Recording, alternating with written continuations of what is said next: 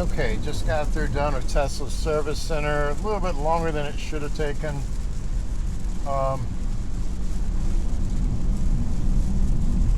But yet they gave me another journal book and a pair of socks. Okay.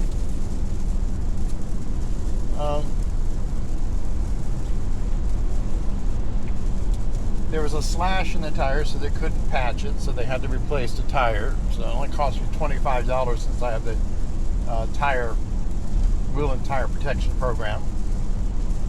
So I currently have 3 new tires.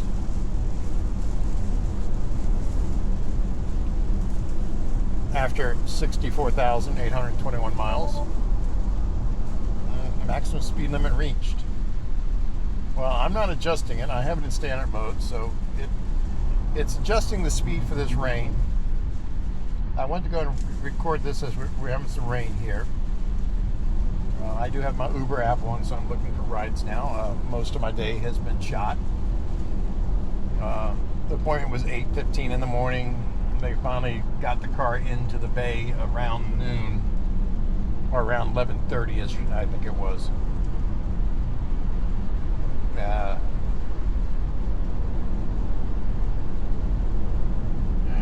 Also, just a note, according to the service manager, Tesla's new policy is if you have tire damage, need a flat tire, low tire, hole in the tire, or a replacement tire, or a windshield. No appointment needed, just show up. And they get you in there and out there really quick. They got to take care of you immediately on those situations. So technically, I could have driven in Monday morning and had them fix the tire then. Good to know. Also for the windshield, good to know.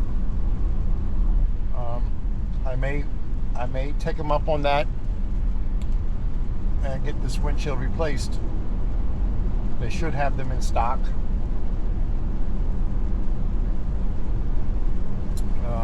They can usually handle those pretty quickly.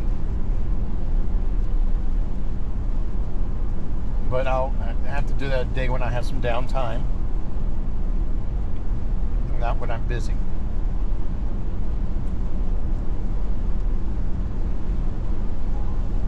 Got an Uber ride coming up here in San Benito, so let me send the navigation to the car. Let it know that we need to get off over here. And I'm going to go ahead and edit and get rid of my destination in McAllen for that.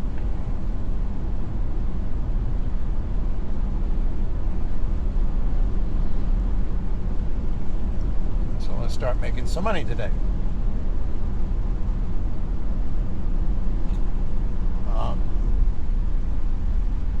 So it's not going to be a long drive in bad weather now.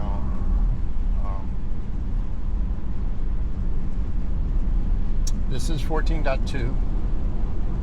I still have, like this earlier video this morning, yeah, it still is kind of swerving some for some of the patches, but nowhere near as bad as it was before. Nowhere near as violently as before. Still, a lot of those patches, it could straddle. If it was a pothole, it could straddle it.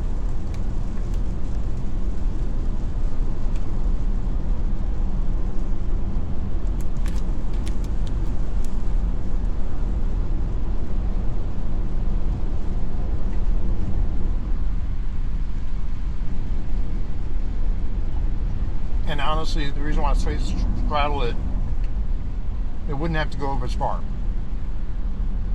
It'd be easier to go a little bit to the left instead of a lot to the right.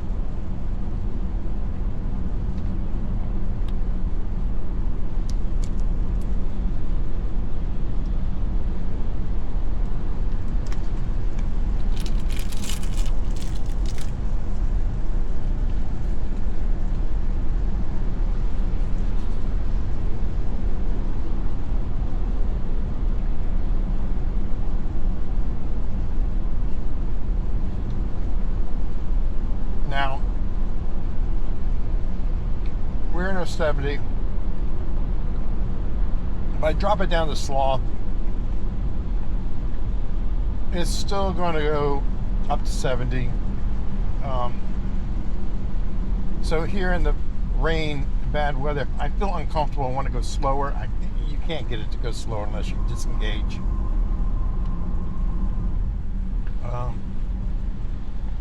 That's something that, Dirty Tesla, and a lot of others have mentioned. We really need to have someplace where we can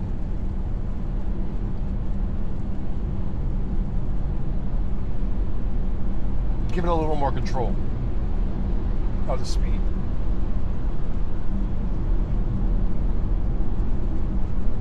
Yeah, the car sees the condition, sees the weather condition, it thinks it can handle it, so it's doing what it thinks it can handle. Right now, pretty much getting visibility limited by this truck here. I would like it to slow down and get further back so I'm not in his spray, but you can't do that. So I'm stuck in this truck spray, really hindering my visibility here. I don't feel comfortable doing 65 at this speed with this spray. It's actually passing the truck, which is okay, but it's giving me the visibility limited because of the truck spray. Now, I don't know. For me, I don't recall this much spray around vehicles back in the 90s in the rain. I don't know if it's a new tread on tires or what have you that is kicking up more spray.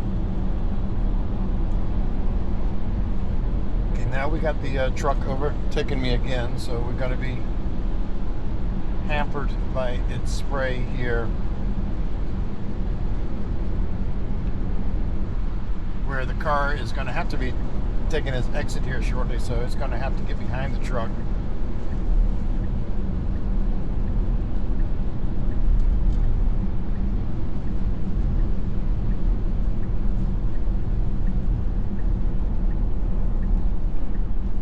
But I don't know.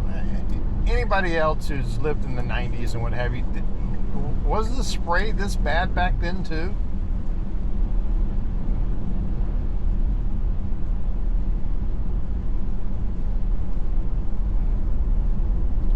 Okay, this is going to be interesting. Coming up here, there's several emergency vehicles, a lot of emergency vehicles. What in the world's going on? Maybe they're transporting one of those windmill blades or something.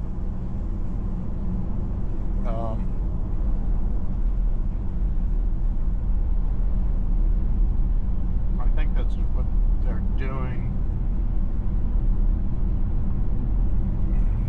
Or an oversized loader. No, they got a lot of people detained.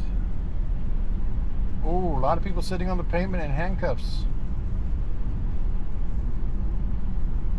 Oh, even more up here. Wow. Big bust going on.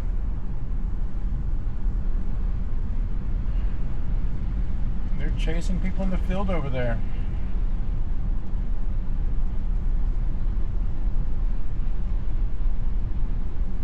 A lot of border patrol. They're stepping up their game.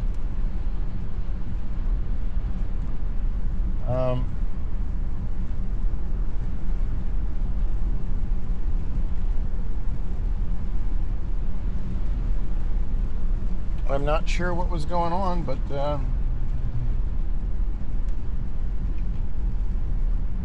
lot of people are going to be sitting in a little cell for Thanksgiving.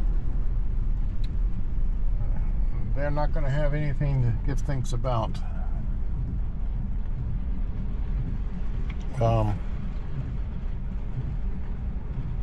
Still on FSD, doing a very nice job here. We're coming up to this location here.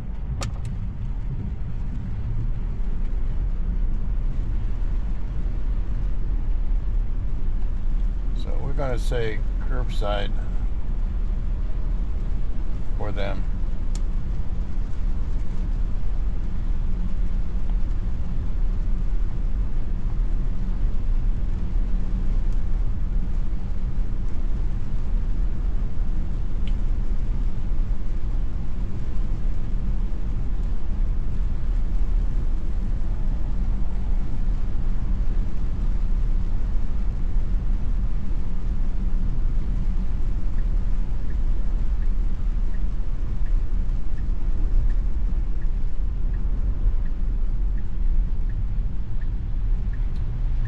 Yeah, that was a lot of police activity, something major going on there.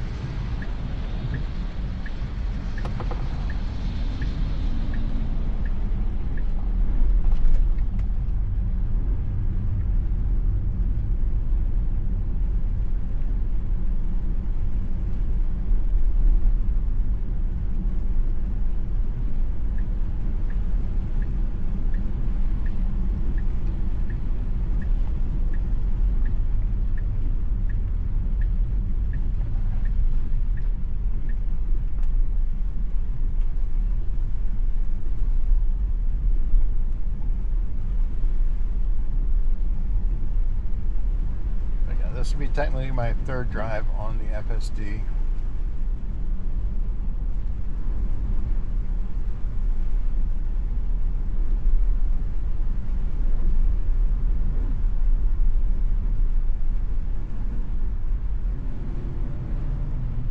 Kind of deep water there.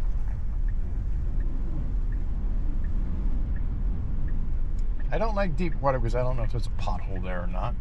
And also sometimes it, on the Model 3 at least, it'll mess up the under covers. I have a aftermarket aluminum one on there that holds up pretty well.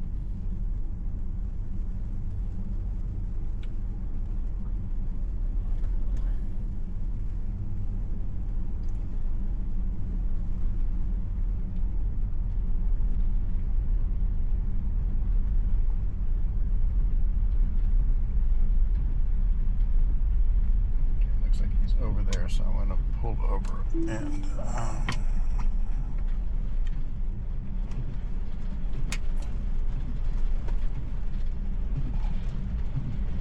get over here for him. This is me taking over because of this. I'm going to go ahead and end this here and get this guy right.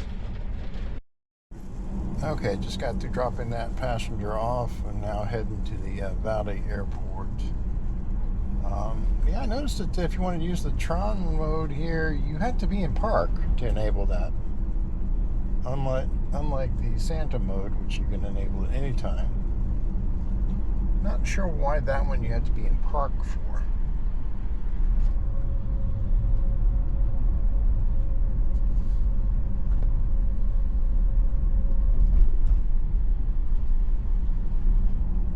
Had some pretty heavy rain here. I haven't actually seen a speed limit sign on this road, but the car is assuming it's 30, so it's doing 35.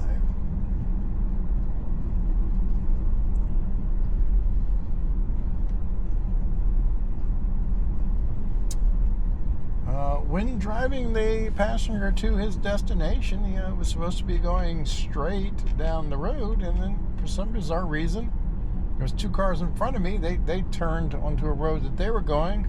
My car followed them. It turned into a neighborhood that was basically a dead-end neighborhood when it should have been going straight. The navigation, everything should be going straight. It just followed the other two cars. So yeah, weird navigation issue. I had to disengage to turn around to get it to go back onto its proper course. Even when I got to the destination, the drop-off location was like in the back of the destination, which is what the map and everything had. But it immediately started looking for a parking spot in the front and not going around to the back. Navigation issues, it is as close as I can say.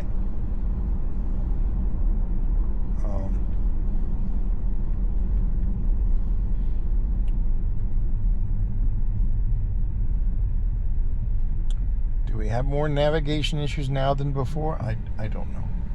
We'll have to find out. So it's already 1:30 in the afternoon, and I've made a total of $8.83.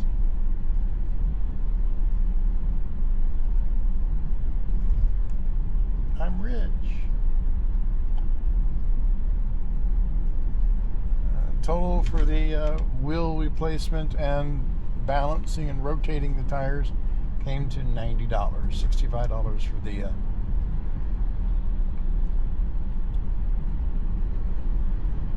rotation and balance, and then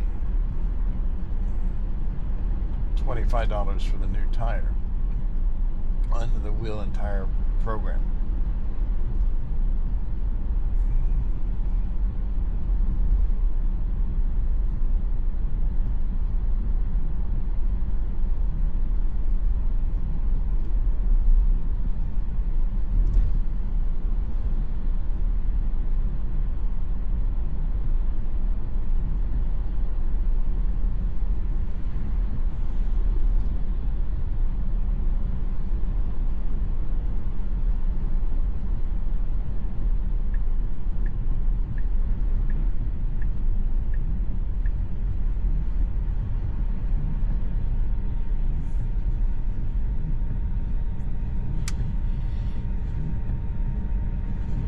Now, I've noticed that, it's not raining now, but the windshield wipers have not cut off.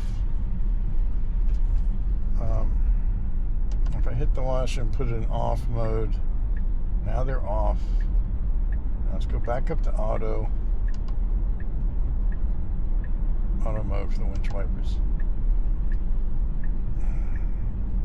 So it's keeping the wipers on, and they don't need to be on right now.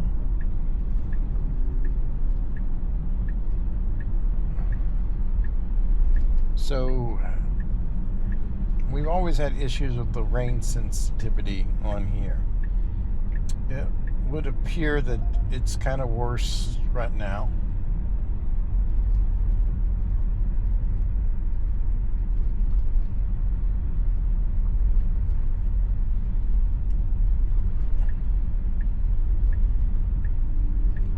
I've turned the wipers off and then back onto auto a couple of times.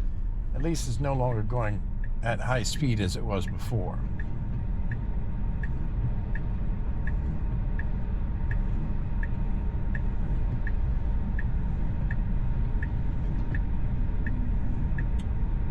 But as you can see, we don't have enough rain to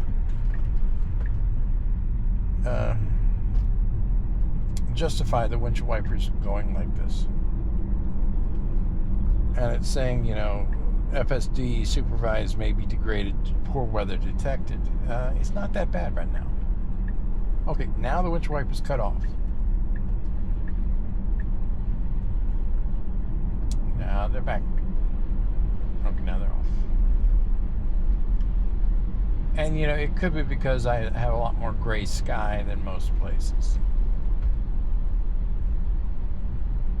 Because it wasn't until I was heading towards that underpass. Now that we're back out here where there's nothing but sky, it's keeping the windshield wipers on.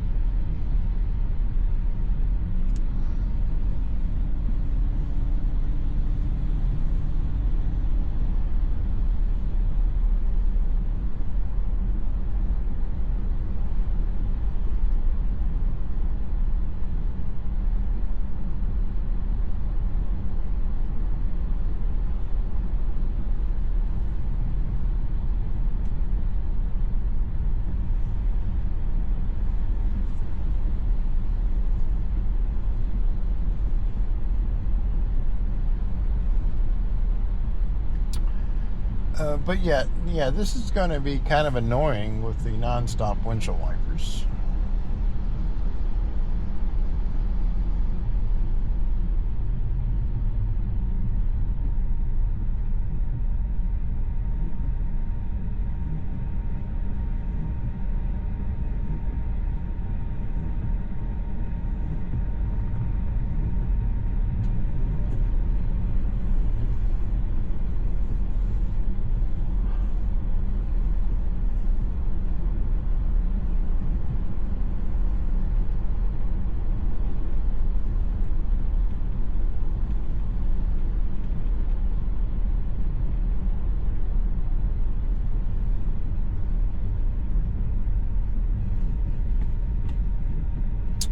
Now, is this an FSD issue? No.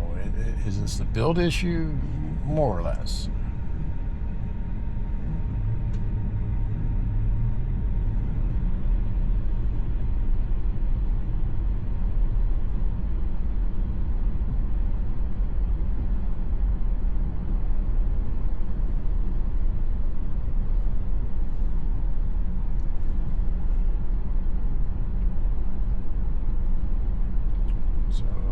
Let's disengage FSD.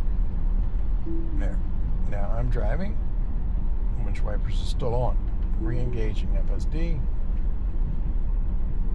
So yeah, it's not an FSD issue. It's the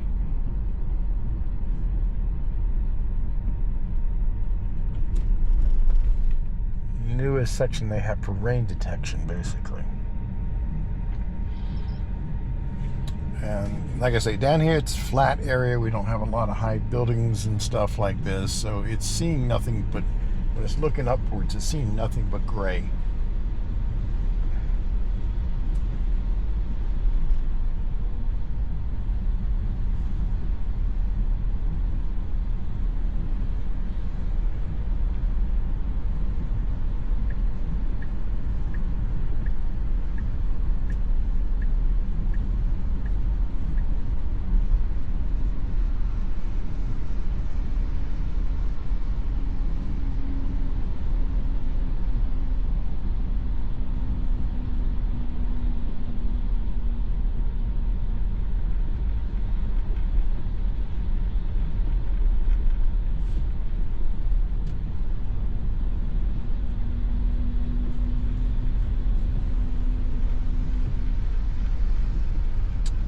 For some reason the car thinks we're in a 20, but we're not. We're in a 35.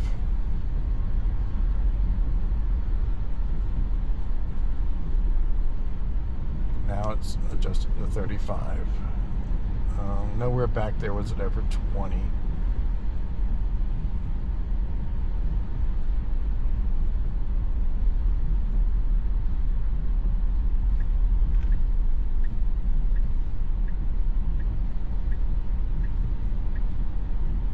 Okay, it's signaling to change lanes, but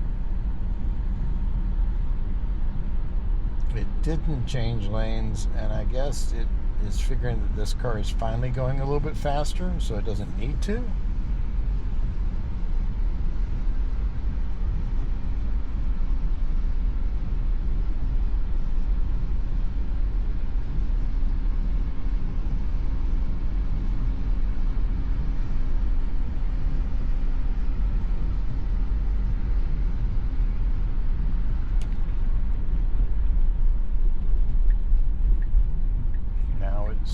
Signaling to change lanes again. It's thinking about it. It's slowly moving over.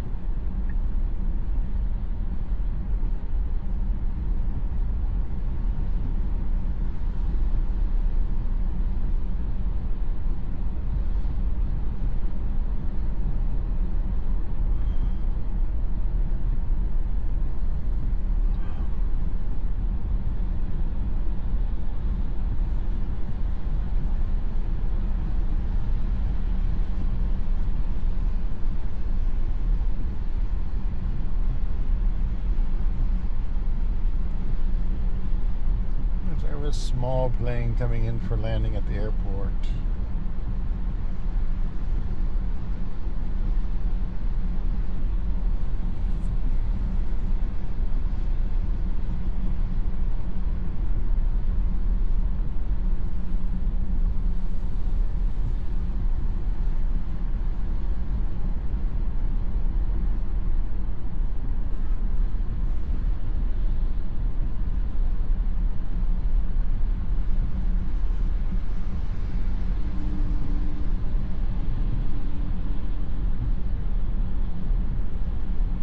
You know, in 14.1, when I was driving in that heavy pouring down rain in McAllen, I wasn't getting that FSD maybe degraded for a little bit of time. It really had to get pretty bad before it gave me that.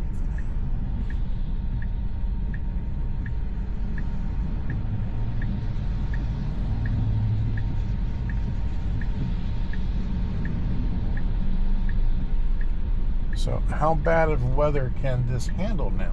Is it more neutered to the point where it can't handle bad weather, or what?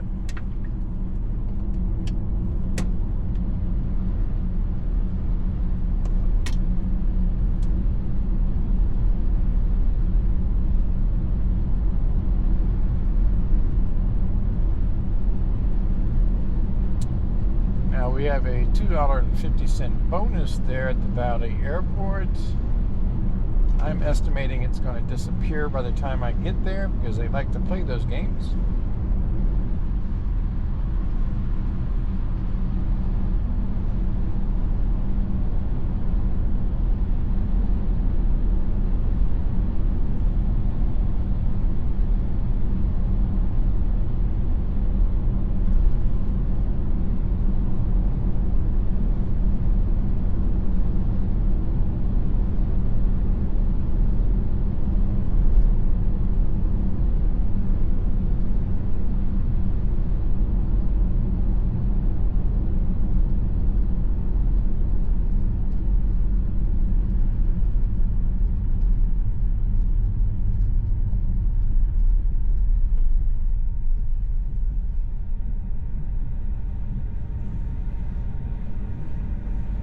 Yep, it disappeared.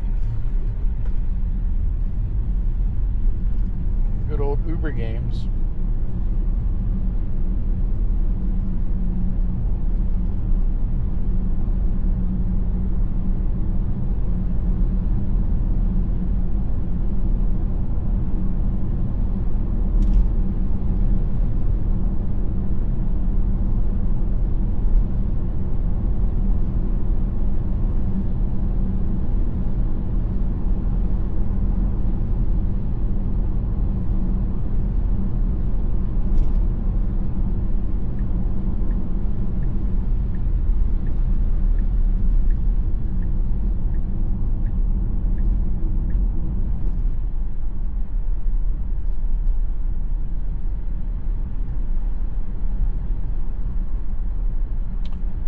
Now they cut off, but if you notice, we got trees around.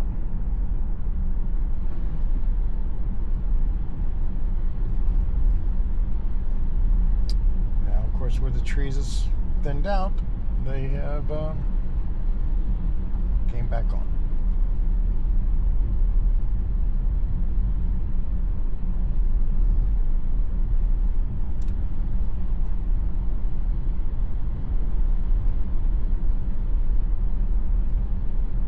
And when I grab my camera to try to film it, it stops.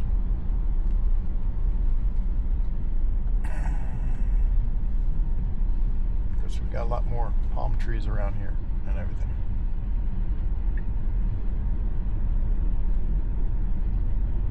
It's still saying degraded.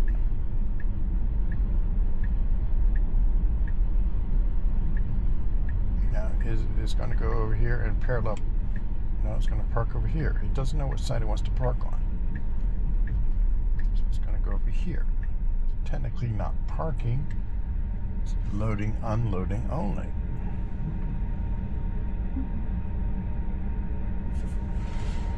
So I want to tell the car we want to go over here. I want to pick a spot right there and tell it to go there, and it has a very weird routing. I don't know why. It likes to make life difficult. Why go down and do this big loop-de-loop and come around? Now, at least it didn't go into that little pothole, that cutout they have there. I was kind of bracing for the bump, but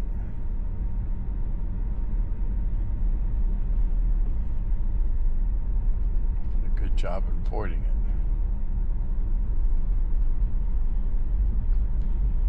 it. This here, navigation issue. Now, we've seen in Corpus Christi where you're in the Uber waiting queue, and if you can't get out of it till you get downtown Corpus Christi. Several miles, tens of miles from the airport before you get out of the Uber airport waiting queue. Now let's go to the left here. I'm going to override. I'm going to have to disengage here. Because it's just kind of dumb, the navigation issue. We want to go to this parking lot over here. So why go all the way up there when you can just turn right here? See, Tesla, how easy that was?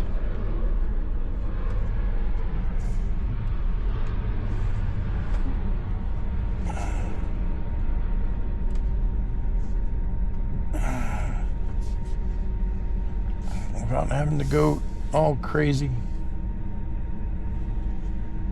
out there. So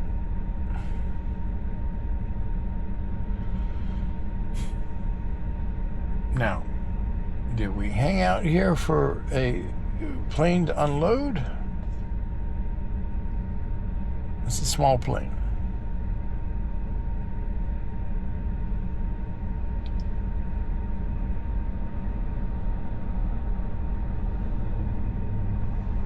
Or do I go ahead and head up to McAllen?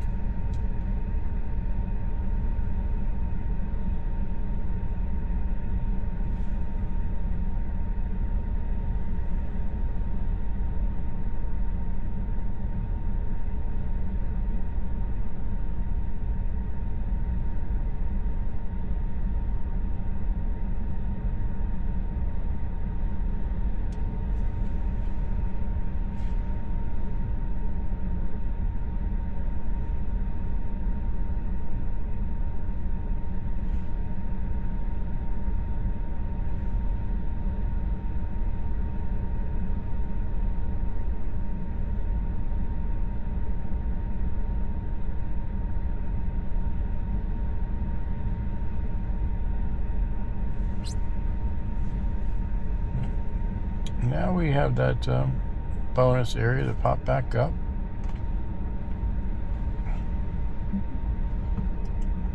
I'm going to move a little bit so that will show up. It's not much.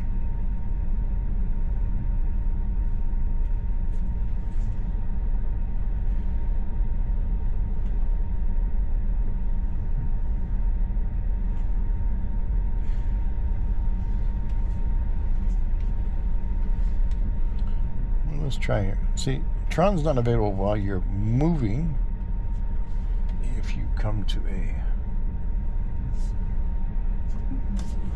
stop,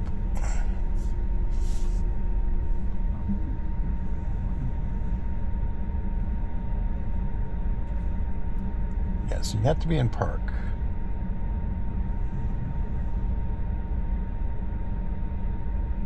Distance estimate may be inaccurate.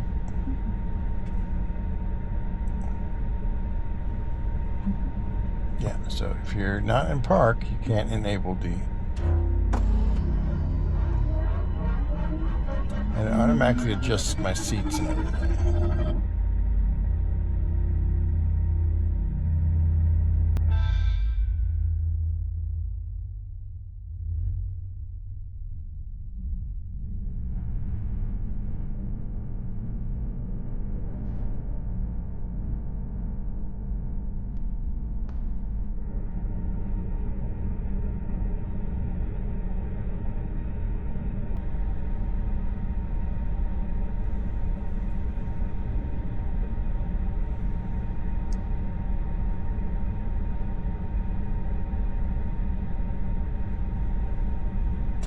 Okay, so we're in the Tron mode.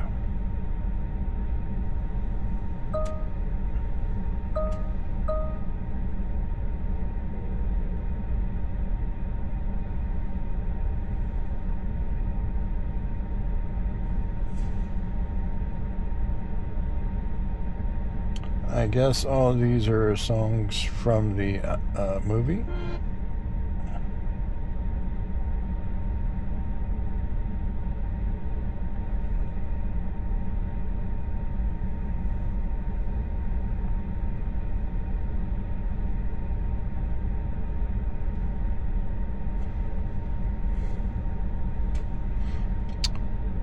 Okay.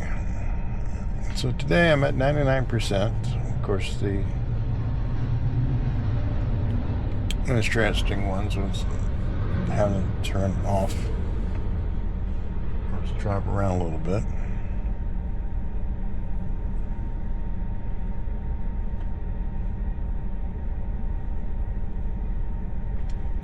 Tire service is still saying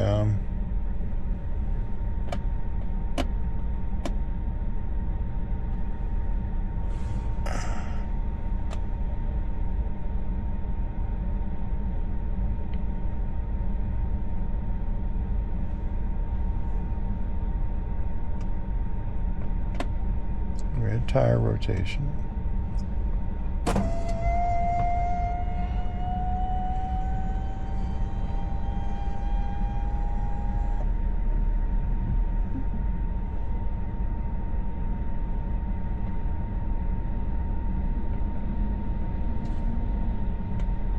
Red tire rotation.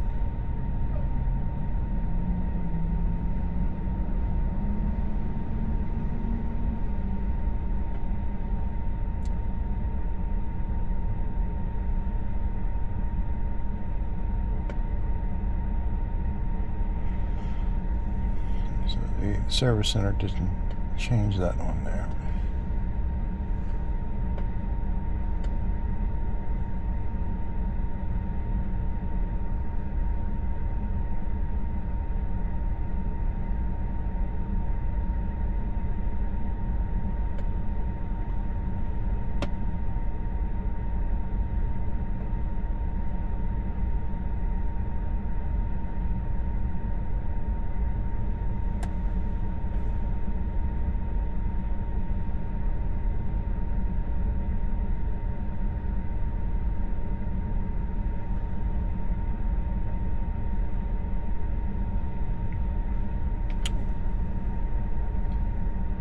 A little bit nicer looking interface for that.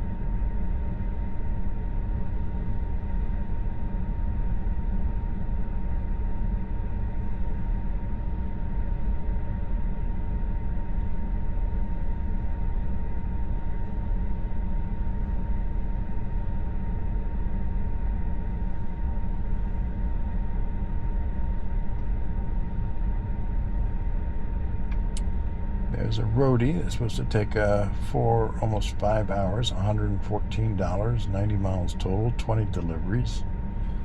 I'm not sure if they all fit in my car.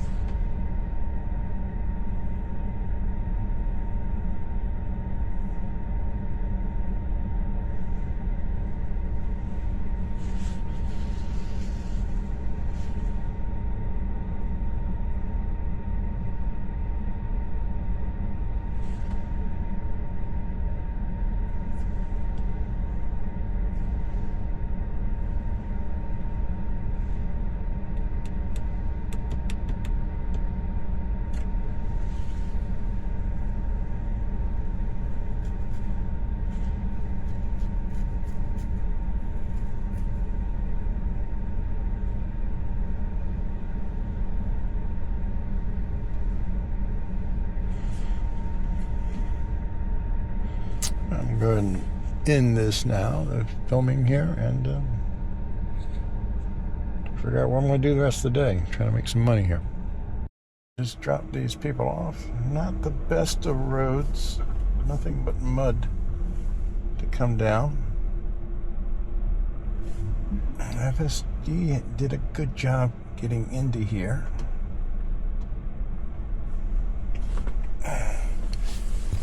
This is what I run into sometimes here. I personally don't like coming down these roads out here in the country.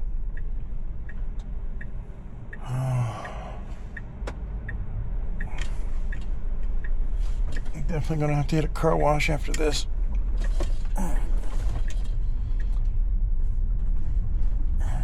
Very rough road. The car did actually quite well. I did have one issue earlier, coming on the way up this way, coming from the Harlingen Airport, merging onto the interstate. It was coming off the ramp. The car wanted to stay at 45 miles per hour, even though it was a 75 mile per hour zone on the interstate. And it took quite a while, about a half a mile, before it finally saw a 75 mile per hour speed limit sign. And actually it really increased. Even having on Mad Max, it really wasn't picking up. Luckily the cars in front of me weren't going fast either, so it wasn't that much of an issue.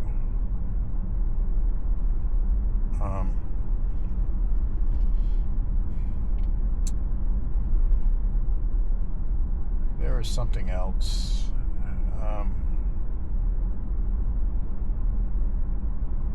I've drawn a blank of what it was.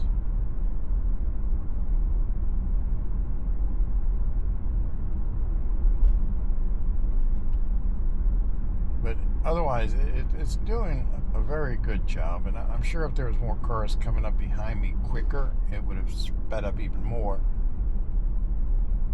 It usually does. Oh, what it was before, and I think it's in the video from before, the windshield wipers just would not slow down. Even when it had stopped raining, it just kept running the windshield wipers.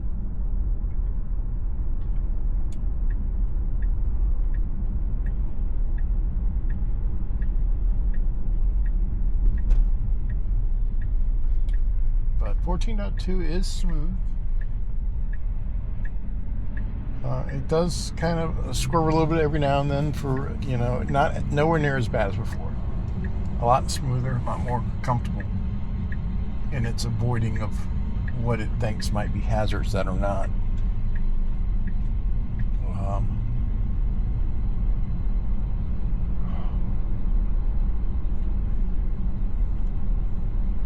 I was messing with Tron Mode.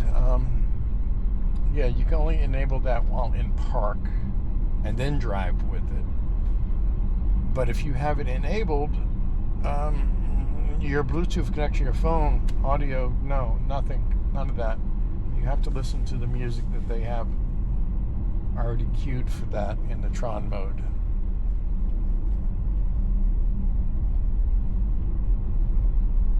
Haven't tried making a phone call while in Tron Mode. I'm not sure how that would work.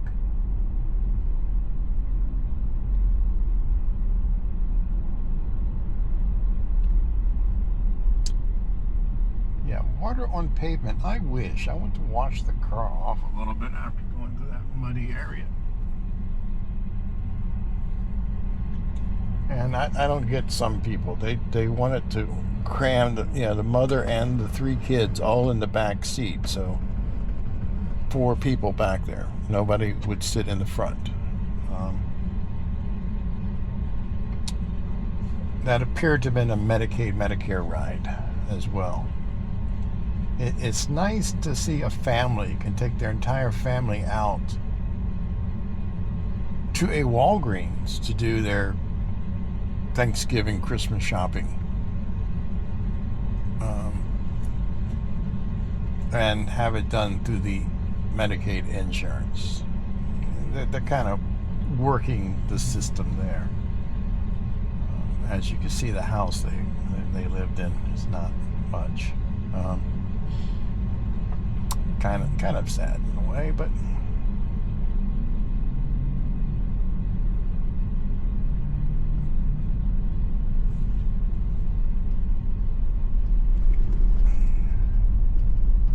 I see a lot of that around here. Heading to pick up this person Summer here. They are it's a scheduled pickup for 4:35. I should be there at 4:26. I'll be there a little bit early. It's also a pet, so they may have a pet or they may not. I don't know. Some people like to choose pet for whatever reason. Could be pricing was cheaper if they chose a pet. Others, who knows, they may have a huge dog.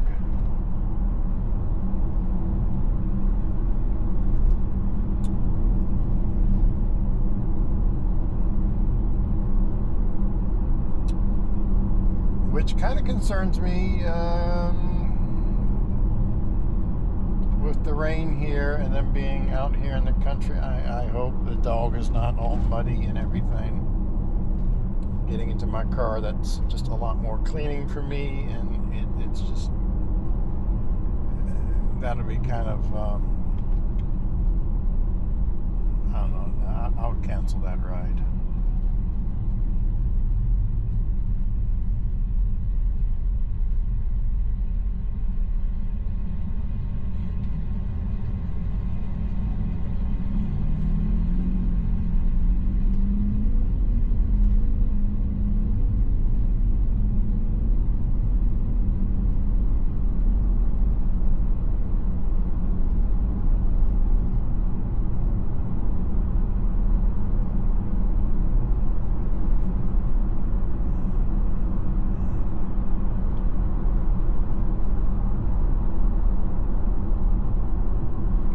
I think they probably scheduled the ride because it's hard to find rides way out here in the middle of nowhere. Uber lived in an 8-mile radius.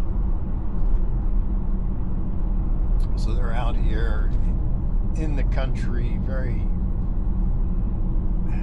Very rare chance that an Uber driver would be hanging out here. You won't have many rides.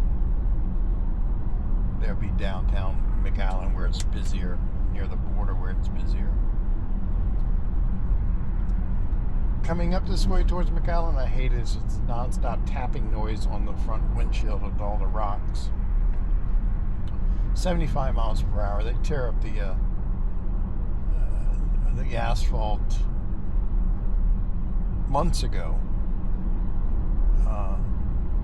to be repaved, but they don't clean up the rocks from that, so those are always getting kicked up, breaking everybody's windshields. I even talked to someone at the service center, a Cybertruck. He's had to go through a couple of windshields on that already.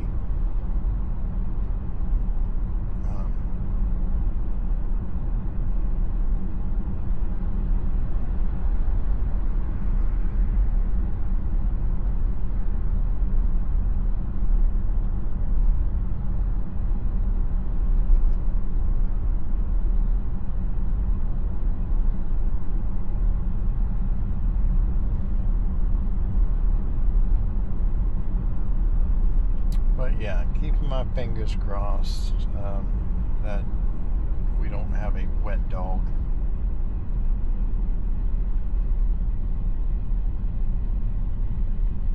Or even worse, I had someone that had a dog that was shedding like crazy. It took me forever getting all the fur, the dog hair out of the car. It was in the top liner and everything. It's like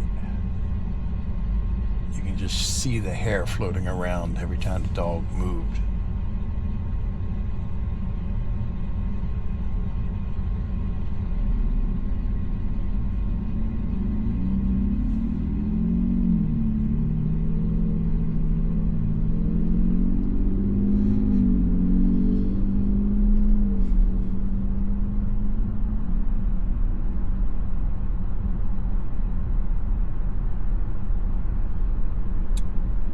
you know, it's funny how, you know, when I drive, some people, they just all assume that this car is provided to me by Uber or Lyft.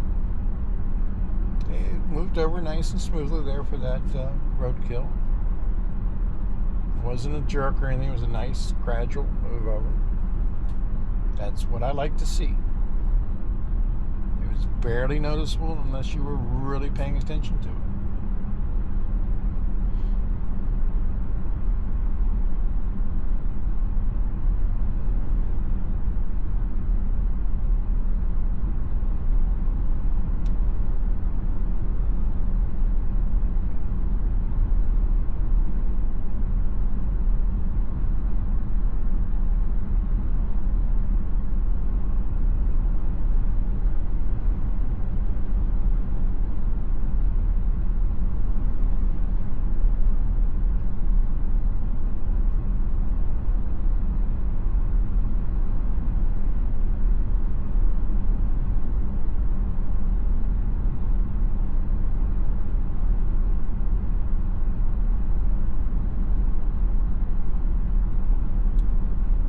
Yeah, they're way out here in the middle of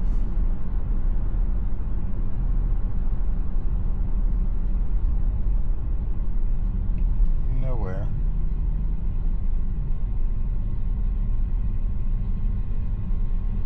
Well, not nowhere. They're texting in Edcutch. I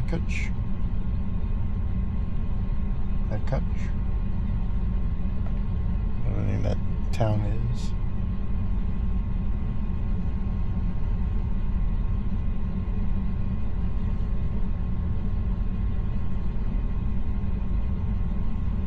The McAllen Edinburgh area is expanding, and you know, there are more developments, more housing areas being built.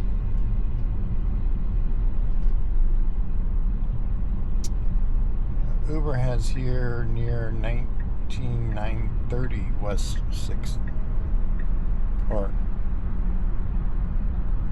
yeah, near West 6th.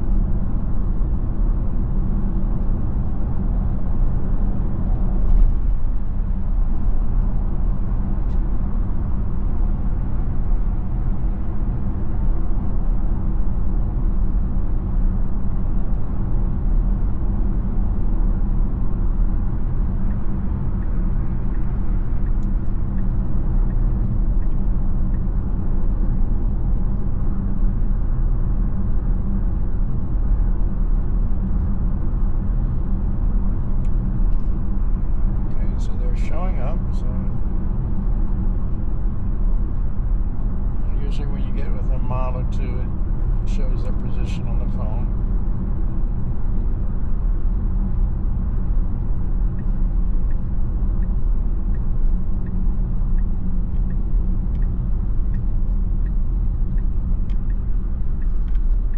Mile 6 west.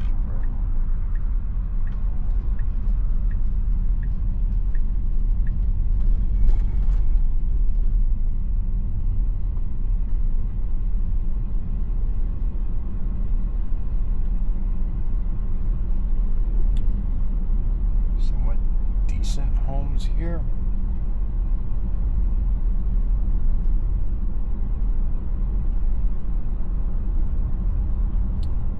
I may have to take over here, depending on their driveway. It looks like they're standing on the edge of the road.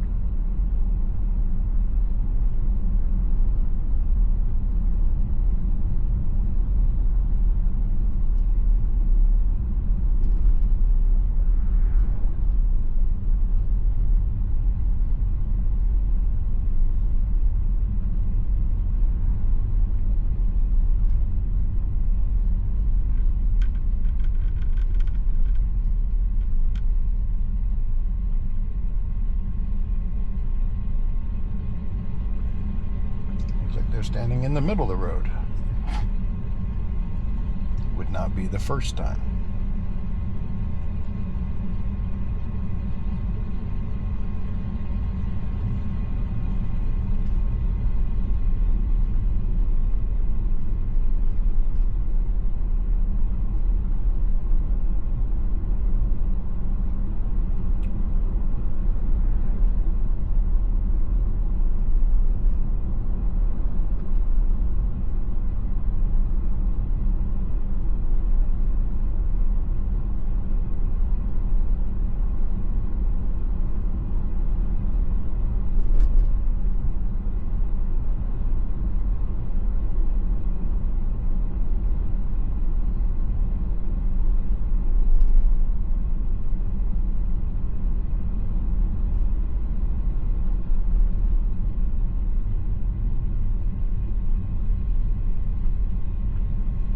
Standing on the edge of the road. So let me hit this here and take that off. Let me see if I can pull. Oh, there we go.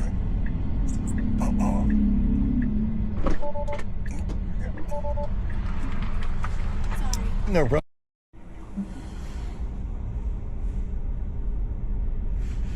Okay, I'm leaving the Arby's here, trying to head to the supercharger. I'm not sure why it's going the wrong way in the parking lot. So let's give it another reset. Give it another try. We'll get back into the parking space and let's see what happens this time. 14.2 has been very good at some things, but other things it seems like it's gone backwards. I've never, with version 12 in my Model 3, 13, before 14 in the Model Y, and earlier 14s, it's never had the issue of this. Why it just turned around back there and started to go the wrong way out, I don't know.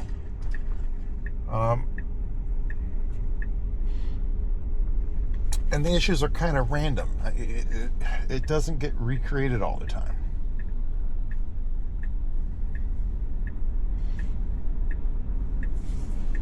And it could be because of the water. I don't know. I did go through the car wash, but the cameras and stuff are clean. So there's none of that to worry about. I mean, it's smoother.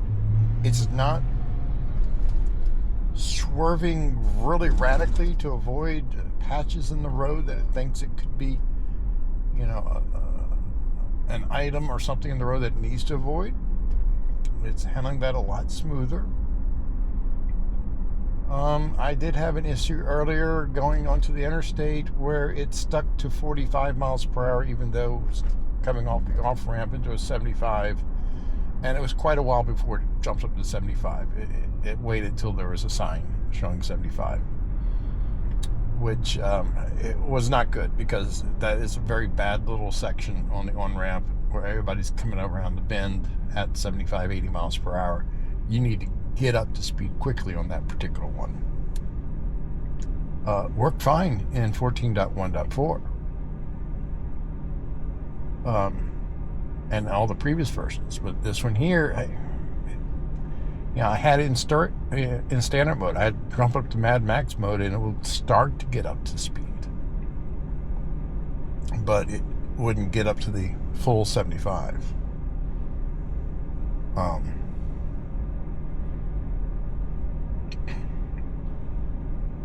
I'm sure if somebody was coming up on my tail really fast, it would have accelerated more and got out of the way.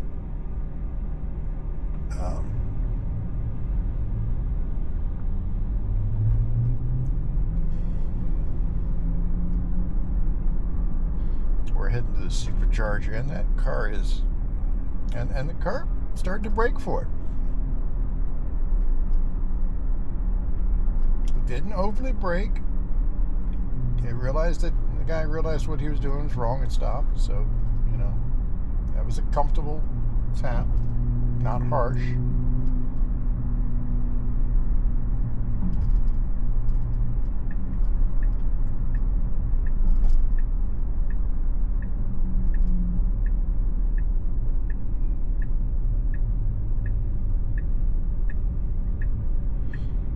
So I just want to see if it will make it to this supercharger here without any issue. It shouldn't have any issue, but we never know. We're preconditioning the battery for fast supercharging. Today, I had a couple instances where I had to drive in mud, which you will see or have already seen. So far, 100% full self-driving, kind of. Total miles is 262.6 miles. 261.3 of that is on self-driving miles. So just a very little bit, 1.3 miles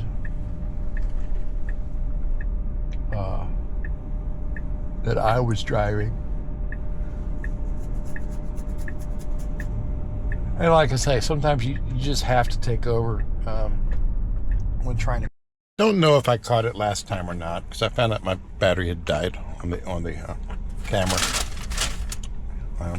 So I have a fresh battery in there now. Need to get me a nice long USB-C cable that can reach.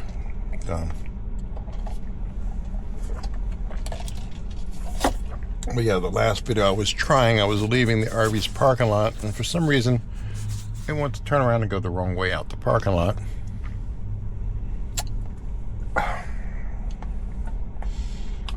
And then when I got here to the supercharger, it backed into the supercharger space and all this stuff, but 2 feet too far from the cable. So, I mean, I had to back up manually myself to be able to plug in. Previous versions didn't do that. They got it right. This one, I don't know why. We're heading back to the island. I got the Uber app on. Hopefully pop up some more rides on the way. It's Thanksgiving. I'm here in South Texas by myself. I'll be working all day tomorrow. Kind of depressed, but I'm used to it. That's the way it usually is. Struggling to make money every day. The grind. There's not a lot of outsourced IT work out here for me to do to make a real income off of that. I would also need to get a lot of tools and stuff that I don't have anymore. So it costs more than what I would make to try to get back into that out here. I kind of want to stay out here. I like being near SpaceX. But it is getting kind of old. Yeah, with their last issue with Booster 18. Looks like a SpaceX employee there driving a Cybertruck. Starship shirt on. With the mishap of, Booster 18, my heart kind of sunk.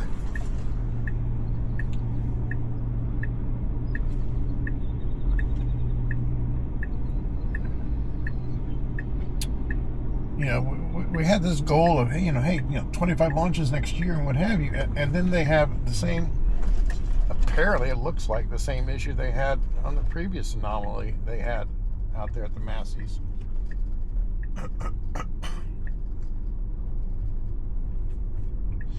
Which is not good if that's happening more often. What would happen if that was on the launch stand full of fuel and that happened? I don't know. It would not be pretty.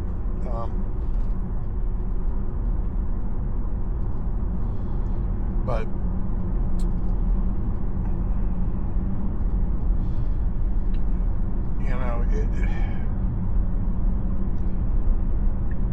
it's aggravating, and I try to figure out what I should do, and it's just me, so I'm just dragging along.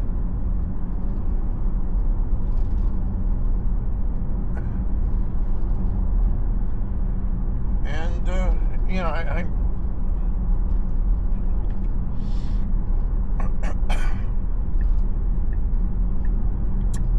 it's nice being able to drive people.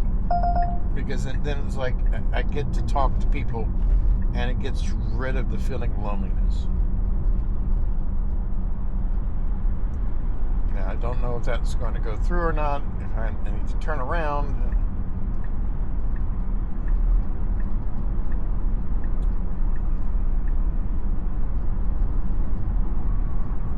Maybe not. Come on, Uber. Let me know today before I get too far.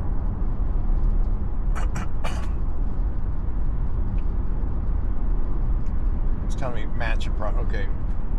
Assigned to somebody else. So yeah, somebody else got that, but it's frustrating that they have the matching now that goes on.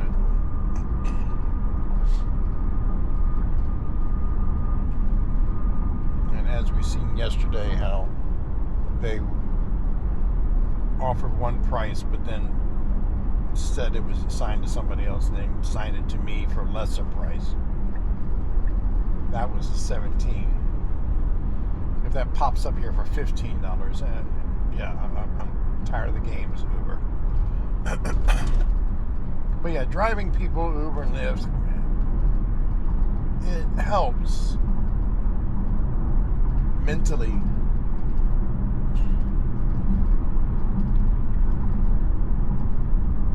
Except for when you get the people who just want to sit there in silence for an hour drive. It makes it hard to, really keep going.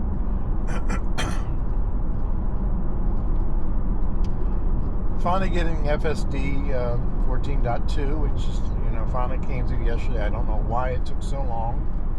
Being an early access program, it doesn't make sense.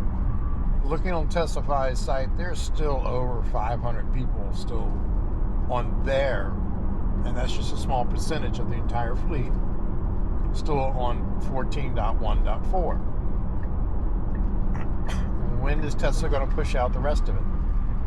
When is Tesla going to put the 14.2 on a future Christmas build where more people can get to it? Because over 50% of the fleet is already past the version that the 14.2 is on, and you can't roll backwards. So they're not going to see 14 for a while.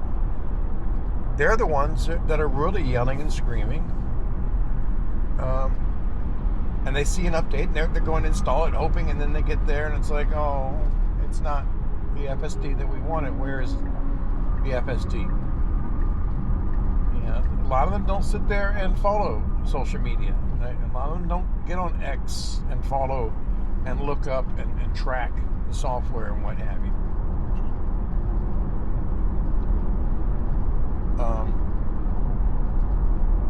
I know it sounds crazy, but that's not all of us are there posting every 30 seconds on X. We have things to do.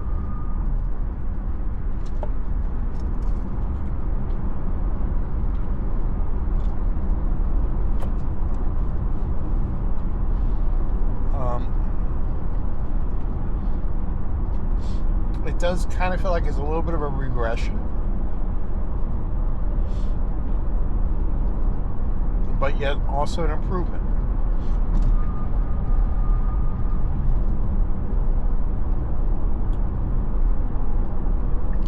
The way it handles, items in the road is a lot smoother and easier. Earlier today, why the windshield wipers would not cut off. When it was no longer raining, it still had the windshield wipers going non-stop, and I couldn't get them to stop unless I turned them off, and it doesn't like it when you turn them off.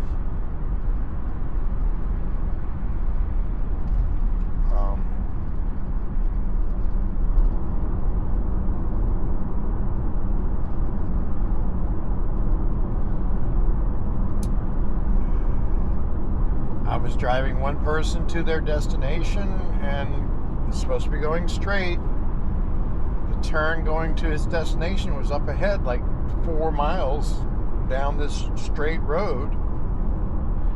and there was 2 cars in front of me that turned right into a neighborhood where they were going home. It was basically a dead-end street. My car follows them. I don't know why.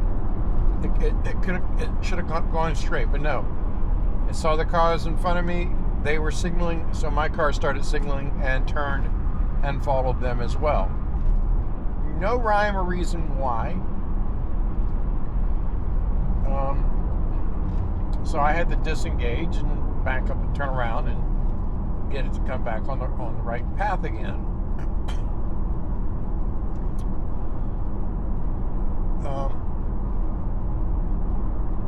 That's kind of annoying. Then when we got to the destination, the drop point was at a certain point behind the buildings. You had to go all the way around the parking lot to the back. But it goes and pulls into a parking space in the front. Even though I had it marked for curbside. I don't know why. So it's doing some odd things.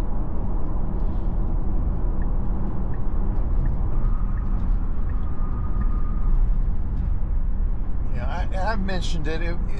One thing that would help us a lot is when we get to a parking lot, when we get to our destination, throw up on the screen a representation of the area indicating where you're planning to park, with the option that we can tap a different parking space for it to change. Don't give me a confirmation, just let me go ahead and tap.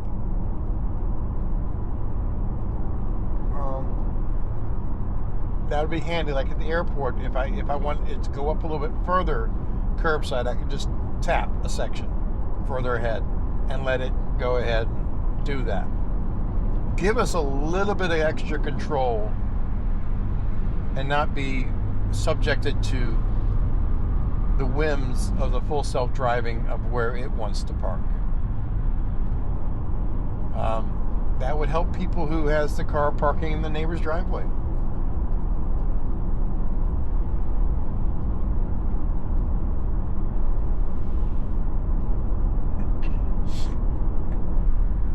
I am actually having the car head back to the island.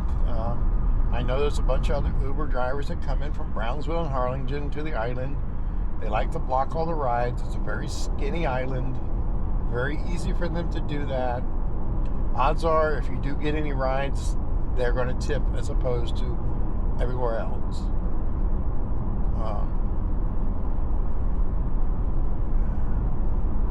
It's frustrating. I can drive up and down that island nonstop for hours and not get any rides, and then all of a sudden get a $3 ride.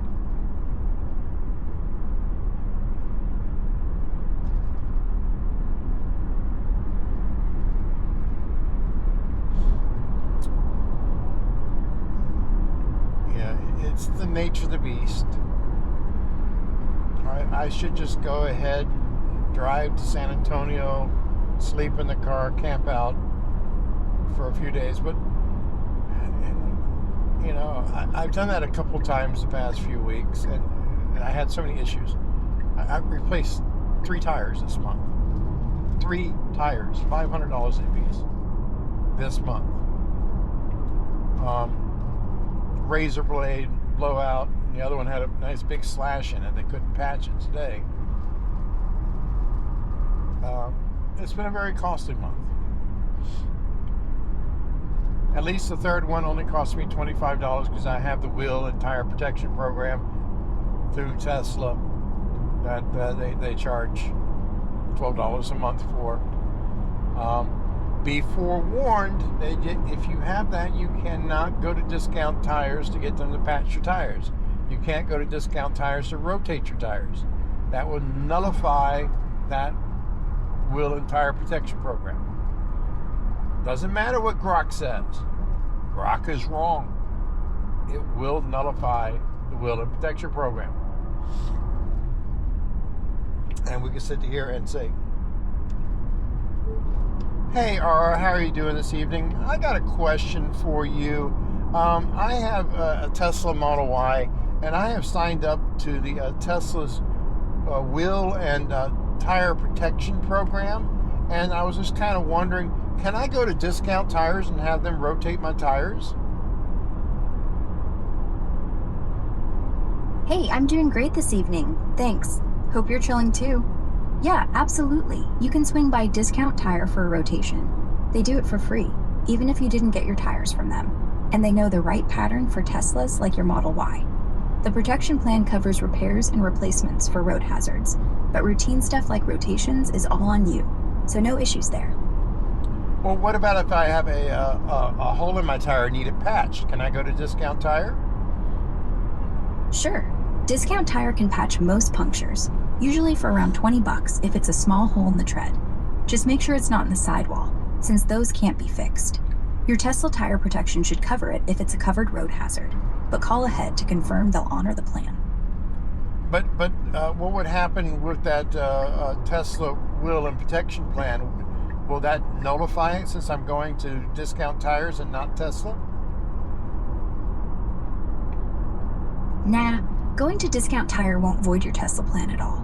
Tesla's cool with you hitting up third-party shops for repairs or patches. They even say so on their site. Just make sure the shop sends the claim to Tesla afterward, and you'll be good with that $25 deductible. What if they have to replace the tire?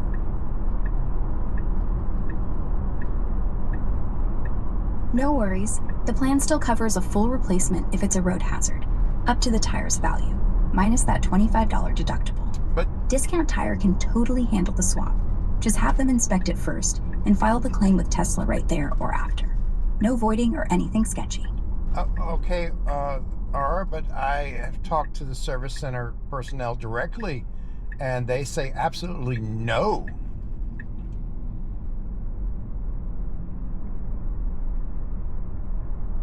Whoa, that's wild. They're saying no? Look, Tesla's own site straight up says you can take damaged tires to third-party shops like Discount Tire for repairs or replacements at your cost. The protection plan doesn't care where you go, as long as it's a legit road hazard claim, and they process it through Tesla afterward. Maybe that service guy is just pushing for in-house work? I'd hit up Tesla support directly, or check your plan docs to confirm. Don't let them steer you wrong. Can you look up and see the protection plan rules? Yeah. I dug into Tesla's official tire and wheel protection plan docs. Straight from their site. Unlimited repairs for road hazards are covered at Tesla service centers, but you can totally take your Model Y to a third-party shop like Discount Tire for a patch or replacement at your cost up front, then file a claim with Tesla for reimbursement minus that $25 deductible. It won't void anything. They even say damaged tires can go to nearby tire shops. Your service center guy might be off base. Maybe hit up Tesla support online to double-check your specific plan. Okay. So Grok is going to argue that you can go somewhere else, but the problem is, no, you can't.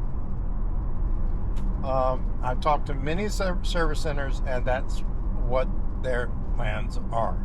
You can't go anywhere else but Tesla service, or it will void that warranty.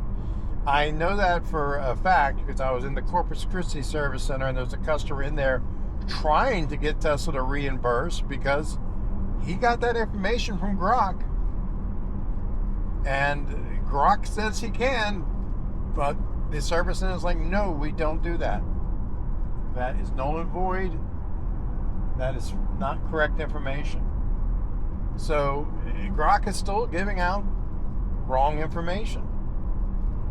And that guy was really upset because, you know, he spent money on a tire that he thought he was going to get reimbursed for. So he's really livid. And that's kind of a problem when you trust AI blindly. You know, its information is not always what it should be. Where it's getting that information, I don't know. Yes, you can, if you don't have the wheel and tire protection plan, yeah, you can take your car and get your tire worked on anywhere. It doesn't matter. It's not going to affect your warranty with the car itself. But if you're paying for that wheel and tire protection plan through Tesla, that nullifies it. It's no longer valid. It's good. You just might as well not even bother messing with it. Which, in all honesty, is cheaper. Just go to Discount Tires. They will rotate your tires for free. They'll patch your tires for free. They can get you in the same day within a few hours and take care of you. If you replace your tires with them from Discount Tires, you can get their road hazard. It's great. Vehicles like the Cybertruck, well, you might have a hard time getting tires at Discount Tires for that. I'm sure they can, but you might want to stick with Tesla on that one.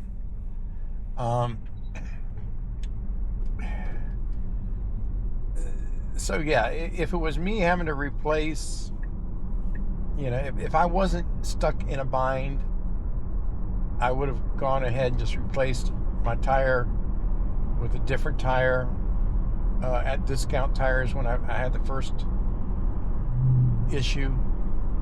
But they didn't have any in stock that would fit my car, and it would be like 2 days for them to get them when I was stuck there. So the Corpus Christi Service Center, I went in and they took care of me there within 45 minutes. 45 minutes. I walked in that morning and just went to ask them, why the particular tire that's on my car doesn't show up on the site, for one thing, which is still weird. If you go to the tire to purchase new tires, the ones I have on the car is not an option. And they thought that was weird as well. And when I told him what was going on, he's like, yeah, we can take care of it right now. And they took care of it. Tesla, the service centers will take care of tire damages, punctures, and what have you as a walk-in. Same for windshield as a walk-in. You don't need to set an appointment. You should go to any Tesla service center. They'll take care of you immediately.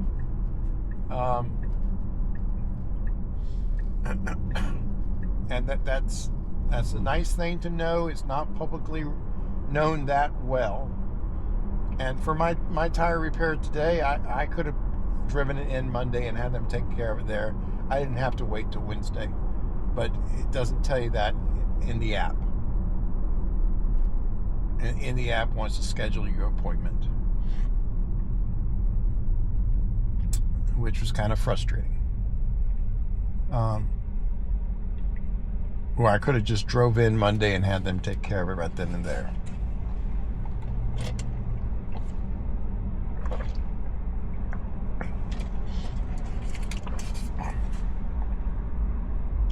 So now I know, as far as any tire issues, I can just go straight to the service center and have them take care of it. The Brownsville Service Center, it's a small service center. They don't have that much of a staff, and they're severely backlogged with all the Cybertrucks. They were telling me that, with Starbase there, and all the Cybertrucks they have like 19 of them that they need to get to today. For SpaceX down here, they need another service center in the area, really. More employees.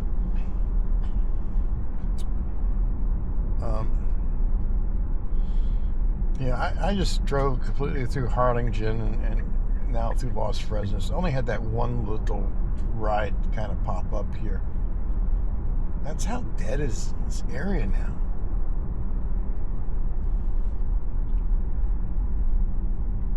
It's frustrating.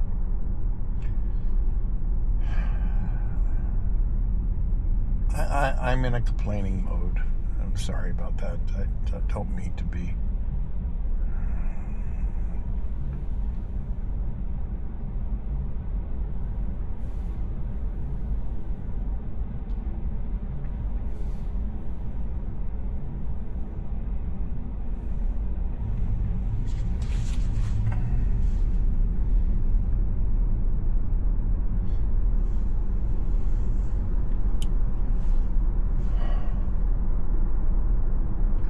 Um, 14.2 is really good. I've seen people saying how they're getting these disengagements and what have you. It actually seems not to be as sensitive. I can look away longer. I'm here in standard mode, and we just went to a 30 mile per hour zone. It dropped down to 35 pretty quickly. It's good. That's the way it should handle this town. Last time we came through, for some reason, it was being a lot slower. I don't know why the difference. It's a thing about the AI. It's kind of random. It might do things differently each time, which makes it hard to recreate an issue. I'll drive into an area and I'll do one thing. I'm like, oh, I need to film that. Get the camera rolling, drive back in the area. And it doesn't do it that time. And it doesn't do it that time. You know, it can be frustrating.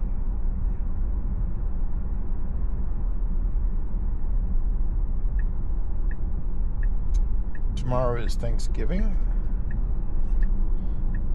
I'm not sure what I'm going to do tomorrow for Thanksgiving. I'll be driving most of it, I know.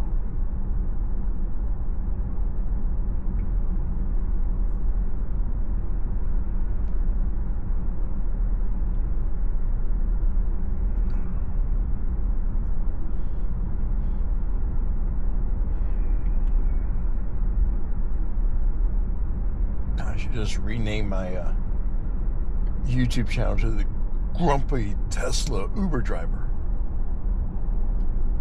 And complaining about the kids, the ones who want to vape in my car. And when I ask them not to vape, they tell me that they have a right to vape if they want to. And then complain that I'm rude because I won't let them vape.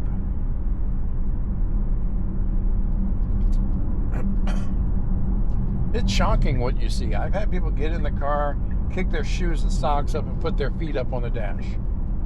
I'm like, really? What are you thinking?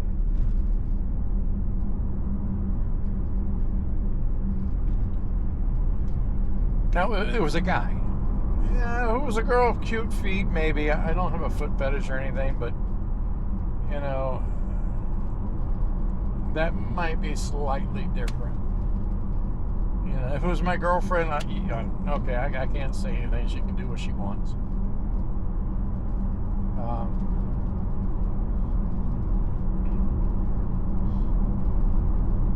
But that's not a complete stranger.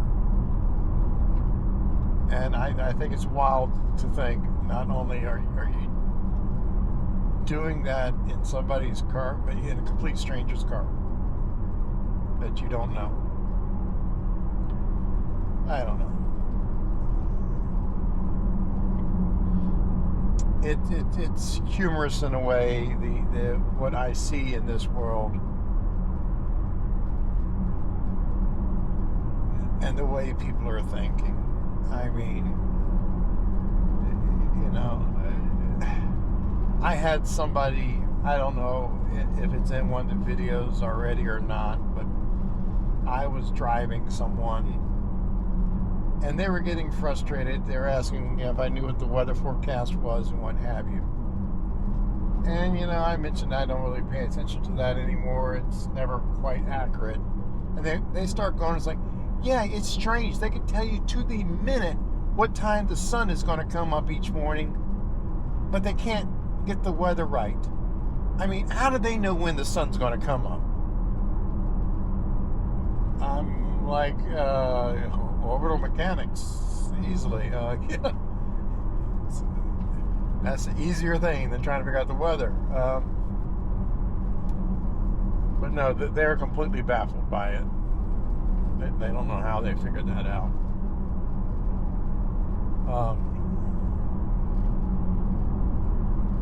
You know, it's shocking what I hear. It's hilarious when I have somebody who's a flat earther, and I don't mean they're joking around. They're serious.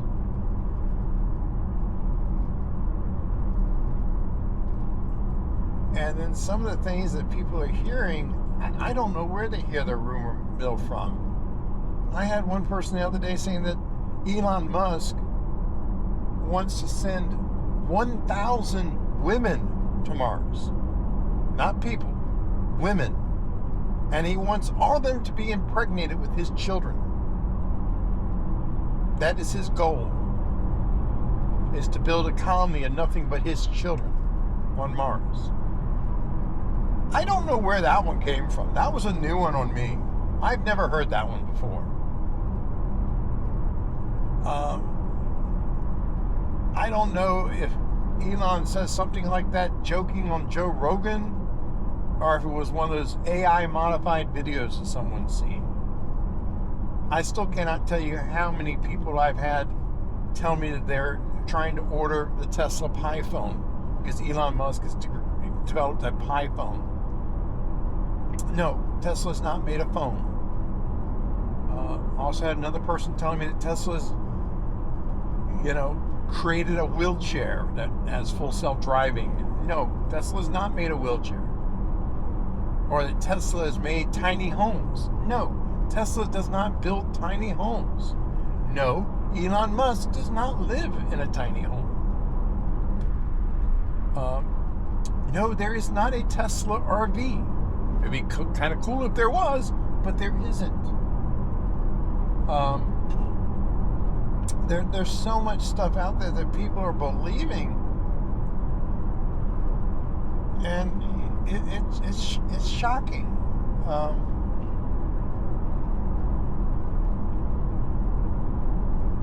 And in the same aspect, you have people turn around like, oh, there's no way that a Tesla could drive itself. It just can't be done. But yet they believe some of this other far-fetched stuff.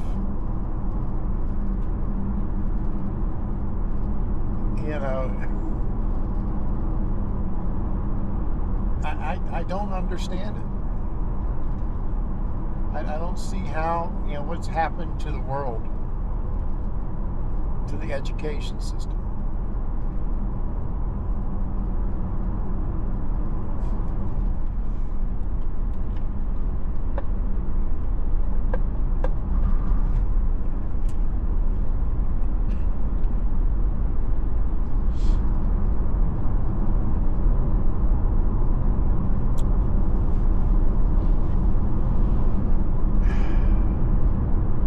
I have to say, it wasn't such a bad day. Finally getting back on the road around 1:30. I made $110. So that is okay, considering the other day I started driving at 6 in the morning and didn't finish till 9, and only made $130 for the entire day. I drove less today and made pretty close to the same.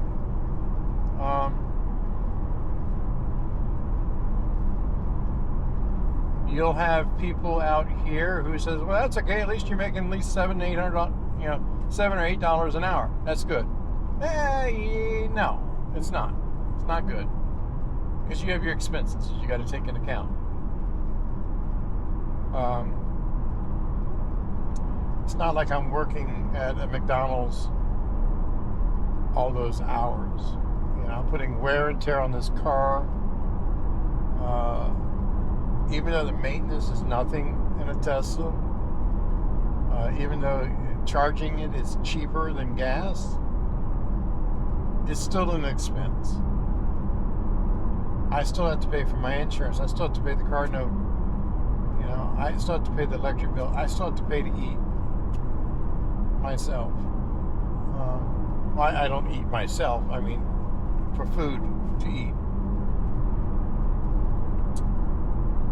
I'm not a cannibal,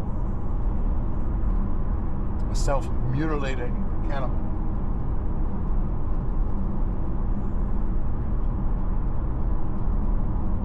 And, people just don't grasp that. And years ago, it used to make a lot more money.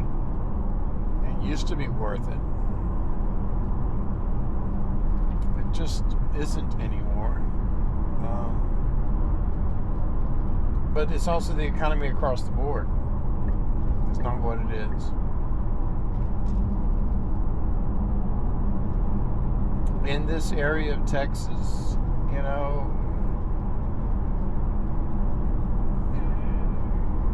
cost of living is cheaper here and everything else. So people are used to lower pay.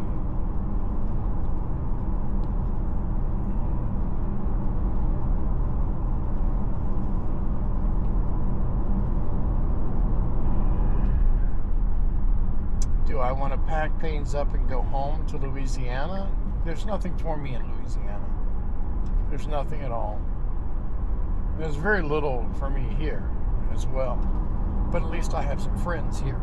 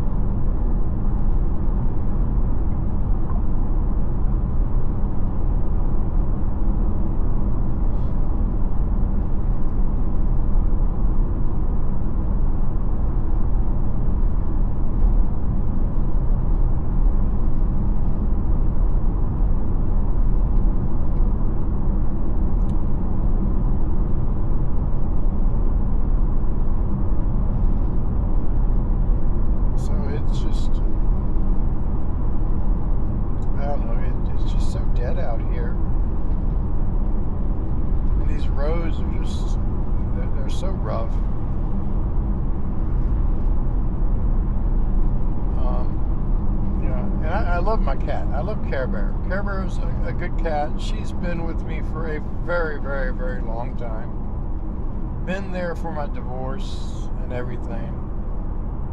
Been there for the many years of being completely alone by myself.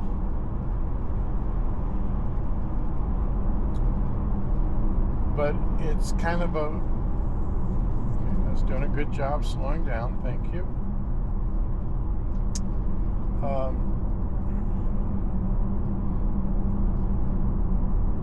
I can't see trying to find her a new home.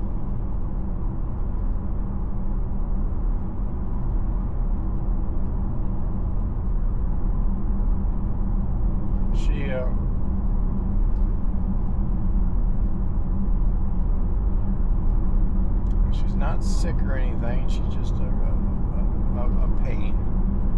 You know, I can't take her with me. I have nobody to watch her, so I have to come back at least every couple of days and check on her. And that is making life difficult right now. I mean, and he's going to completely run that red light.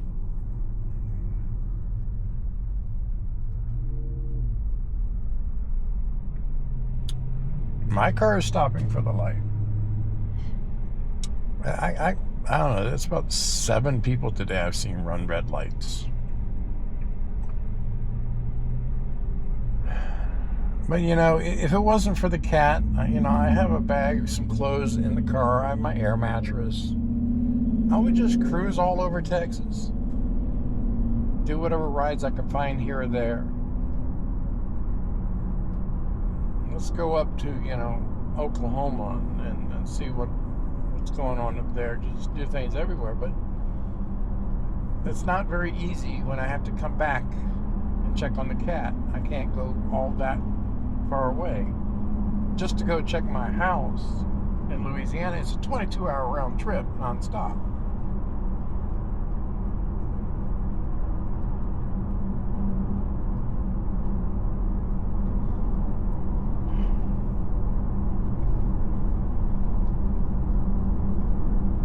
Yeah, I would love to, you know, just to take a trip down to Florida and film one of the launches, you know, but I have to make money. I can't spend all that time driving to go take pictures.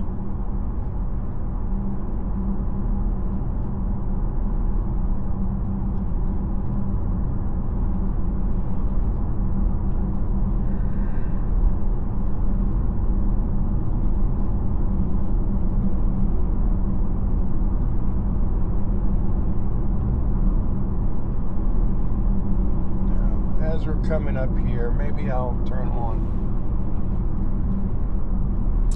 Kind of wonder if I should turn on Uber Eats. It can be aggravating at times. Because some of these restaurants never have anything ready. Sometimes the tips are good, sometimes they're not. But I'll go ahead and turn it on anyway. Money's money.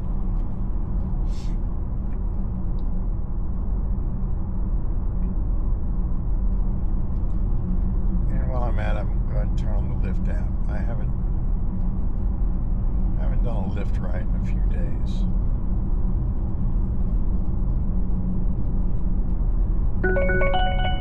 It's a $20 Lyft ride. Pickup scheduled for 8 p.m.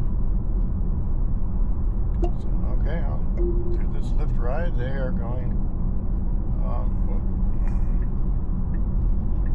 It's a scheduled ride. No one took it.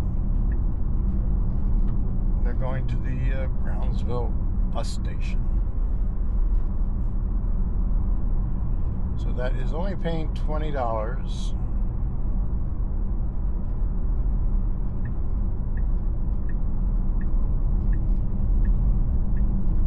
For a 45-minute ride.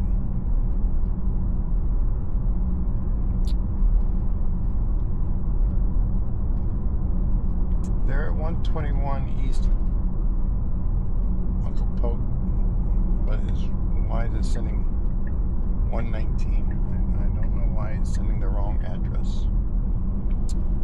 Lyft does that quite a bit. At least it got it onto the road correctly.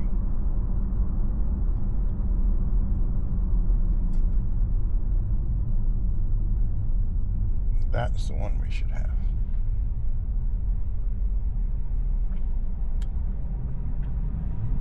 I do love the way Lyft just sends the address to the car, overriding the other destinations. Uber should do the same, but they still haven't been able to get it to work right.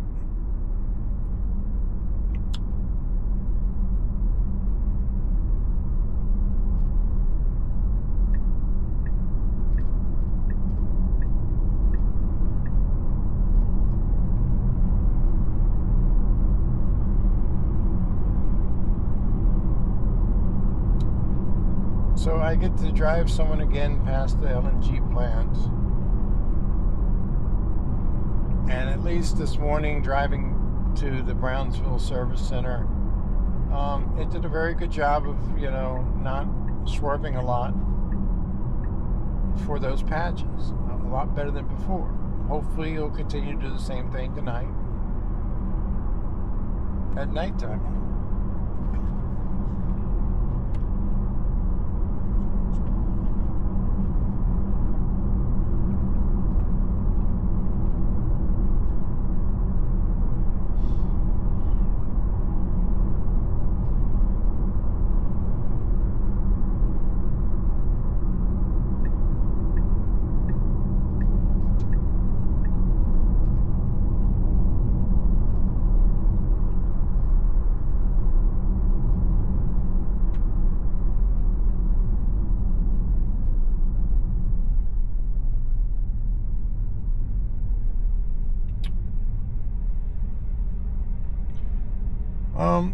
It'd be nice if this person would tip. Very few people tip anymore. I think all the rides I've done today, only one person's tipped. A good tip, too. $20 tip.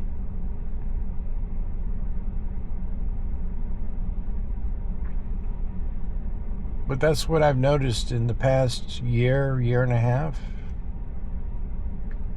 Hardly anybody tips anymore.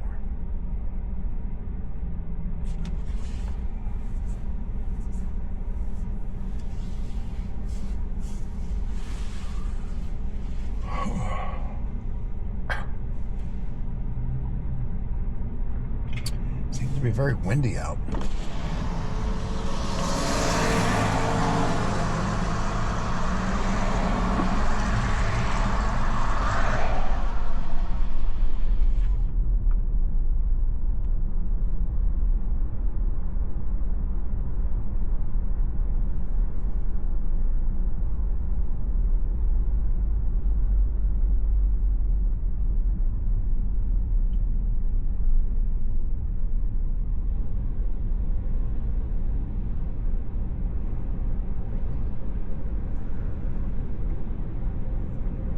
Yeah, it does seem to be very windy out. They must have those windmills on high, since we know those windmills create all the wind. They're part of the government HARP program, if you didn't know that. And I hope you can detect sarcasm or the in my voice there, because I've had passengers tell me that they believe they are part of the government HARP program. I'll try to explain to them that it creates electricity, and they're like, "Why? You just plug something into the wall. The electricity's there." They have no clue where the electricity comes from. So then I explained to them, no, those just keep the earth spinning. They're like giant boat propellers, basically. And the reason why we're building more is because the earth is slowing down. People have gotten so obese that it's making it harder to spin the earth. So we have to have more of these windmills to push the earth to keep it spinning. That's what it is. That's what my argument's going to be. I see some of the parking lots have puddles here, so we must have had a lot of rain on the island while I was gone today. Some of the roads on the island flood pretty easily.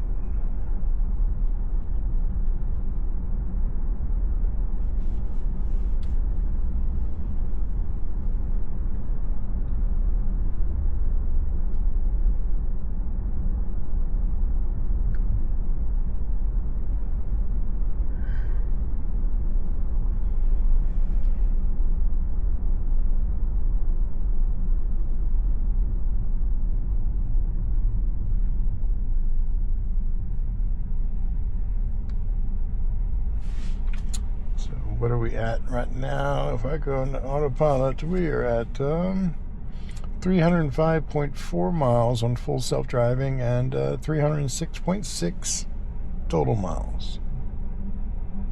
So that's 1.2 miles that I have driven today. And, that's not very many miles. I have several days where I drive over 500 miles a day. That's why I get 12,000 miles a month. I'm going on 5.5 months, 65,017 miles in this car already. I am paying $60 a month for the extended warranty. That would be good up to another 50,000 miles, up to 100,000 miles. Bumper to bumper extended warranty.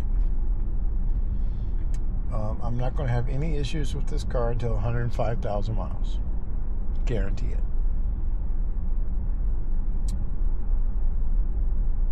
That's the way Murphy is.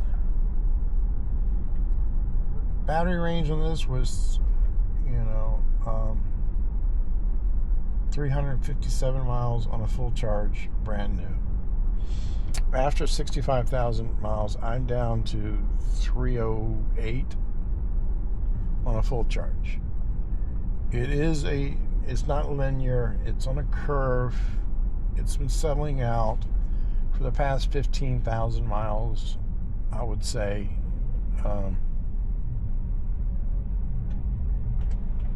It's been holding that. My Model 3, when I got it, it had a 280 mile range on a full charge. Yeah, 280 mile range on a full charge. That was a 2018 Model 3 long range with performance boost. It had 26,000 miles on it when I bought it. It now currently has 360,000 miles on it. Its 100% full charge range is 202 miles. It's still good. It's still going good. Battery's at 70% capacity, original battery. I need to drive that car more. It's just sitting there. I've hardly even driven it. Technically, the speed limit here is 55, but the sign's up here at the top of the bridge. So it's still going by the 30 miles per hour until it sees the sign. Pickup truck's pissed off.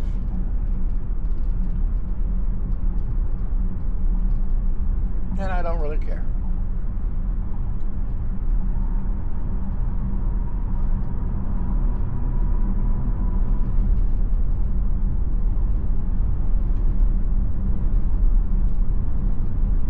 I'm not sure what happened with going with the flow of traffic. The car should have seen that these other vehicles are going a lot faster.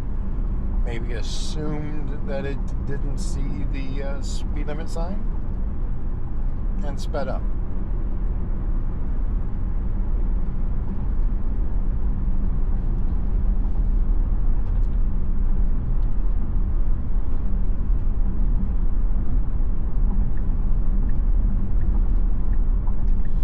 They used to have a sign there right before the bridge of the 55 speed limit, but they removed that for some reason.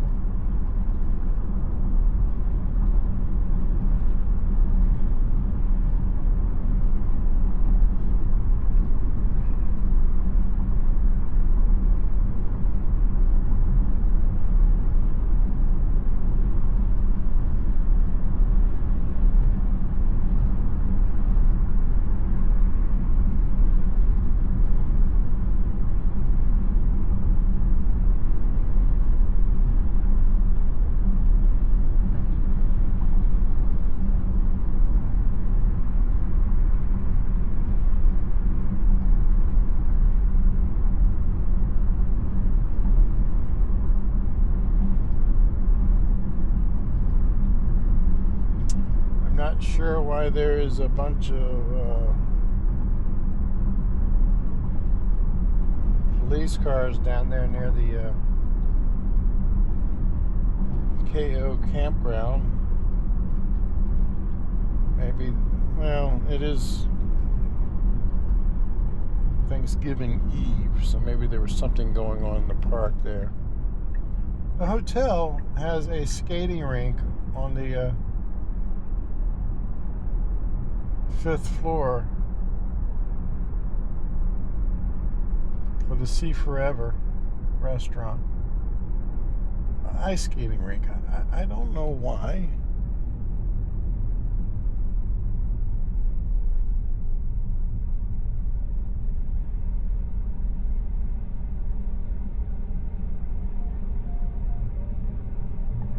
It just doesn't sound safe so high up there. I see someone not knowing how to ice skate, losing control, hitting the rail, falling over.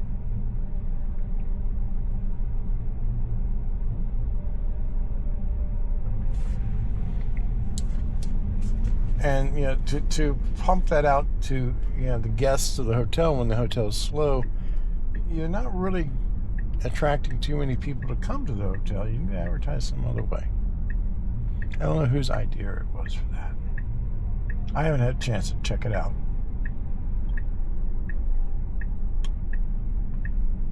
But I think they said something about tomorrow for Thanksgiving. The skating rink is going to be open from 11 a.m. to 8 p.m. tomorrow.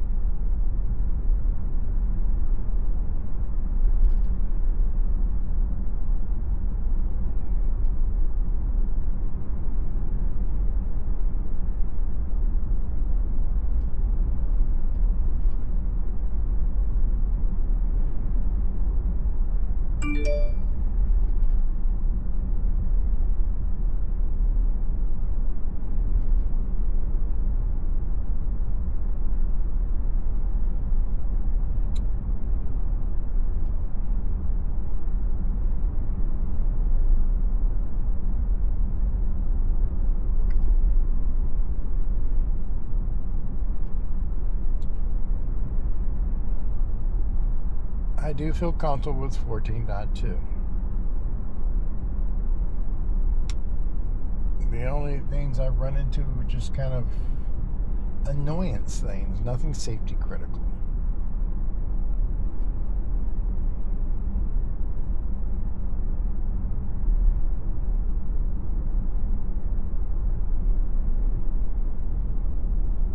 not speeding up when getting onto the interstate. People argue that's safety critical, but you're just being rude to the others. Now it's seeing these people cross the street, so it's doing a nice job stopping nice and early for them.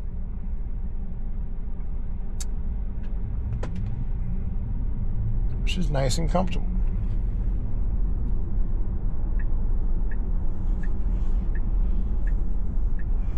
I cannot tell you how many times the car has stopped for people, but nobody else around me has stopped for people. Even the people behind me will go around me and keep going and not stop for the people trying to cross the road. There's the impatient pickup truck that was blowing its horn at me. Looks like we're right next to each other, so, you know, your rushing did not help you any.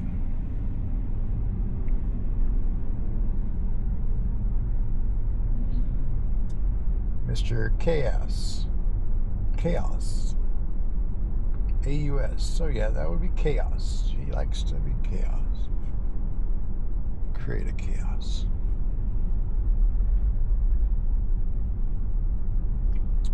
We're in a 30 zone, and we got this car up here who wants to do 22. It's an island, people on their island time. It does get aggravating when you're trying to get to somewhere. But letting the car do the driving, I just kick back and relax and enjoy the show. Watching people go by. Watching the bad drivers. Watching some of the people that really are concentrating really hard and gripping the handlebar or the steering wheel while trying to drive. Now we're coming up here. We got, looks like the people are standing by the road here. Yeah, there he is. And the car is taking its time. There we go.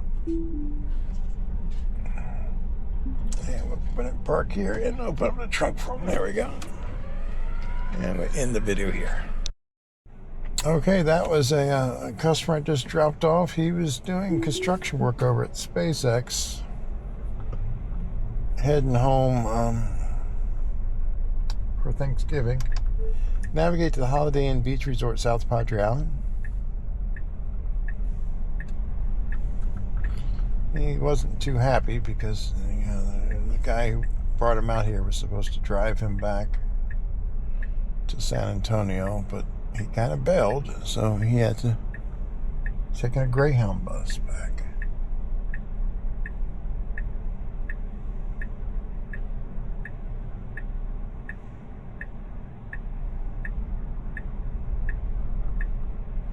Sounds like they're overworking the people and underpaying them as usual.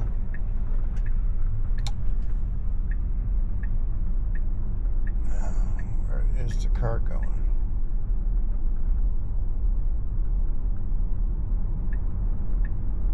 Please don't go into Mexico. I don't want to go into Mexico.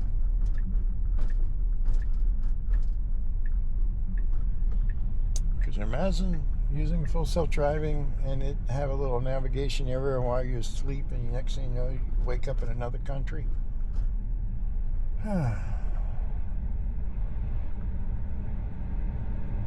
That wouldn't be an ideal situation. This is downtown Brownsville. Some of the dips and stuff down here are terrible. It's done a real number on my Model 3.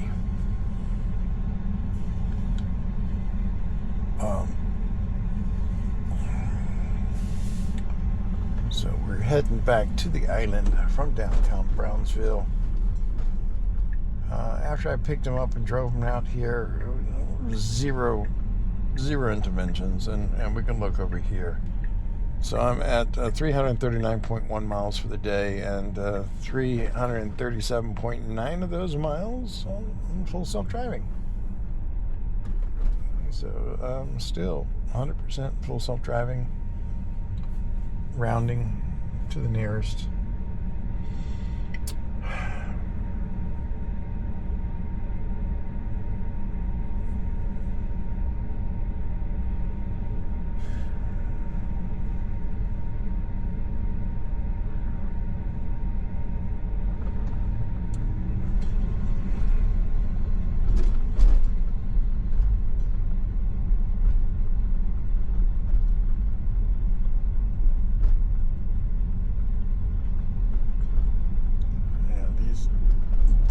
here can be pretty aggressive in some areas.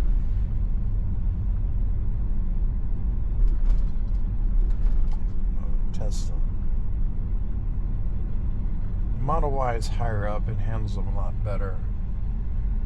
There are a few, I can't remember exactly where they were, but it actually, even the Model Y, I can hear the nose of it grind. They were so bad. I think I was up in McAllen.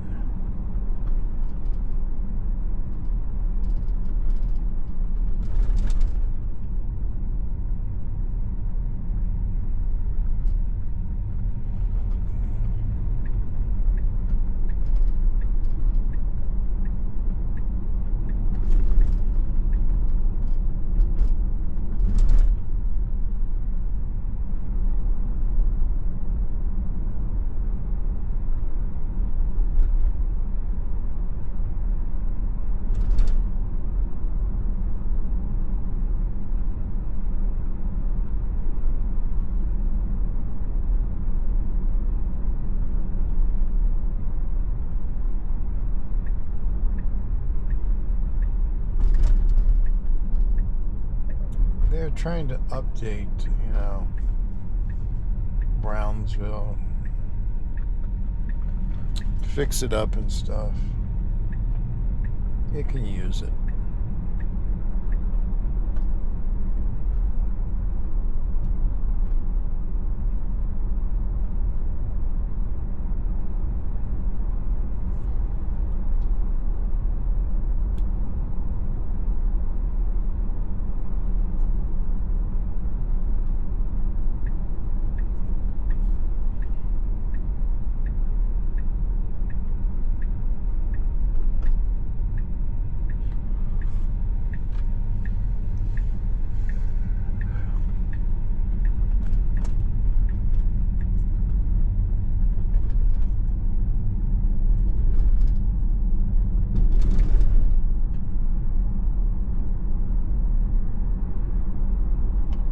I'm just sitting here chilling and contemplating things while the car does the driving.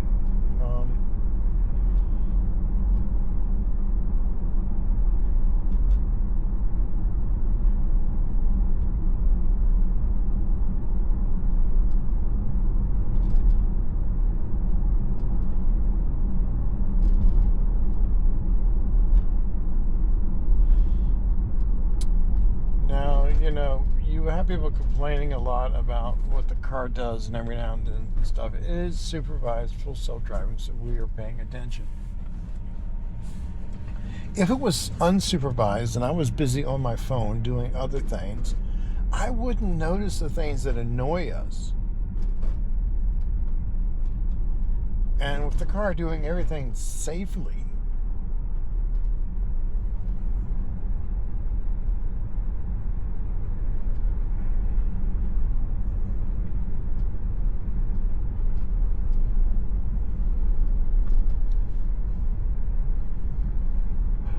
and I really question some of the videos that Dan Odell posts about, oh, the Tesla did this, the Tesla did that. But did it really? I mean, did it really? How do you know it was on full self-driving? How do you know it just wasn't a dash cam video and someone claiming it was on full self-driving? Now, I have had people that I've driven who kept insisting, they're full self-driving, does this, that, this, that, this, that, this, that. And then when I look more into it, they don't have full self-driving. They just have the advanced autopilot. And it is total crap. It hasn't been updated by Tesla at all. Yeah, the car did a good job giving room for that car doing the U-turn.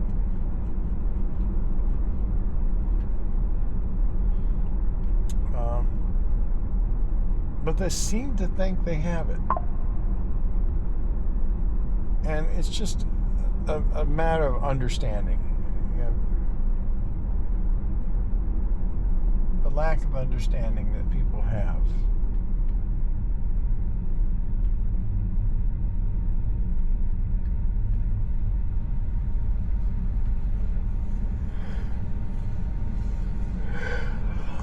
makes it difficult.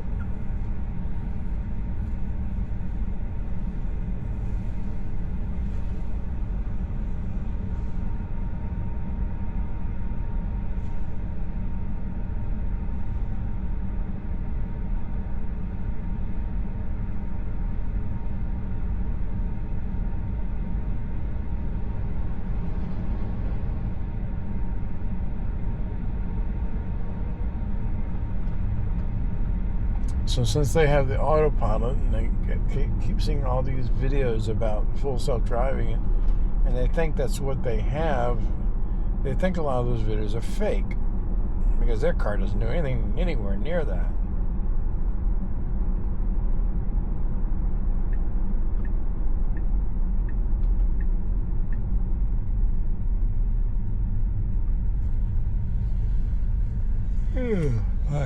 Damn. I need some sleep. I need a day of sleep is what I need, but I don't have that. I'm tired. I need to get back and try to get a little bit of sleep, get up early and hit the day again.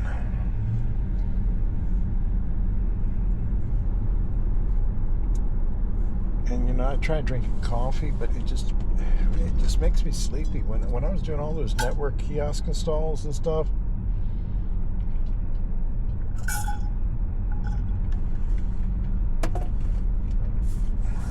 I was working like a dog. I mean, I'll wake up Monday morning and I'll have so many stores to do in a week, driving all over the place.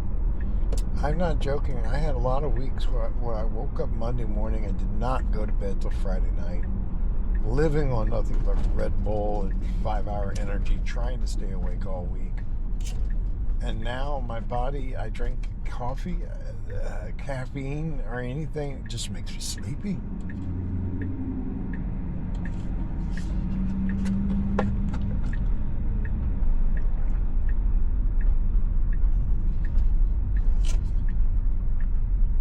Got this Cybertruck kind of thing next to me. I'm not sure what those things are.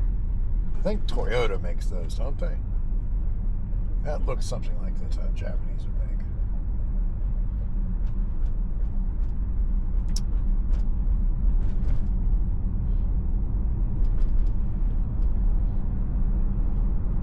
But no, it's a Tesla Cybertruck.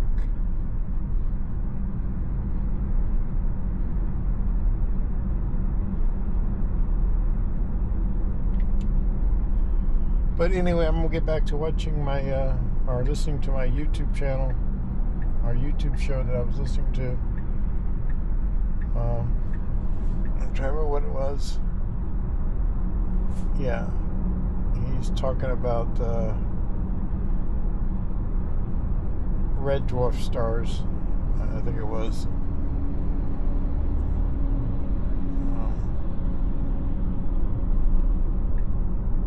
No, about how we are moving a lot faster than what we thought we were through that Milky Way.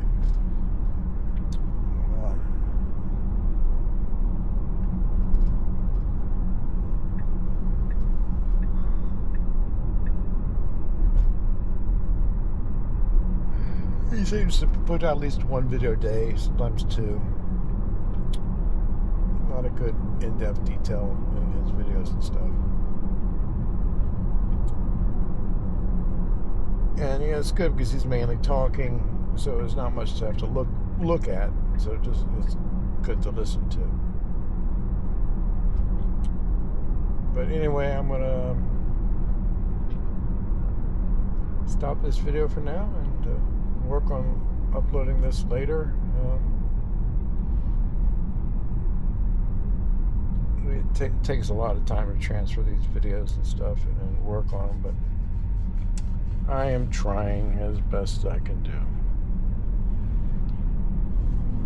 Like and subscribe would be nice. This is FSD 14.2.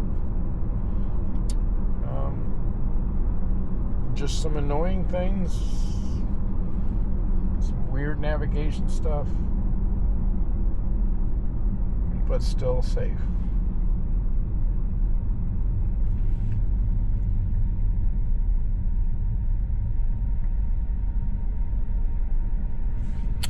Thank you. Okay, I had already taken the camera out. I don't know what the car is doing here. Yesterday it did a great job getting into the parking lot of the hotel. This time, it almost got in. And then for some reason it just now turned around. Where is it going? I don't know. While this does this, let me see if I can remount the camera here.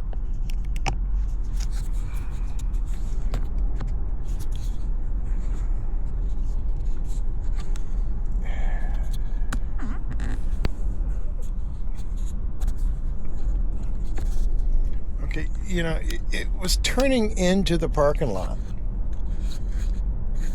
Sorry, I'm spinning the camera. Okay. It was turning into the parking lot.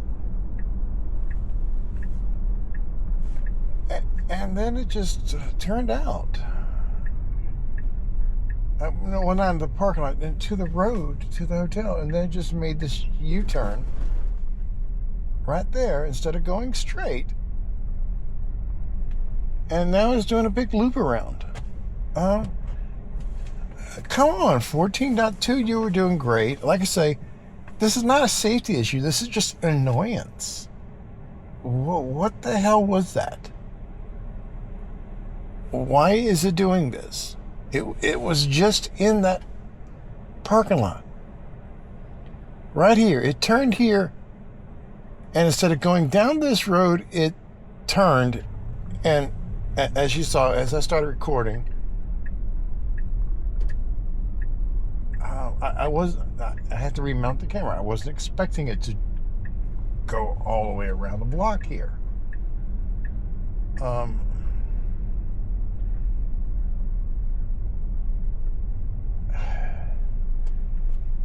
It should be parking by now, so I can plug it and charge.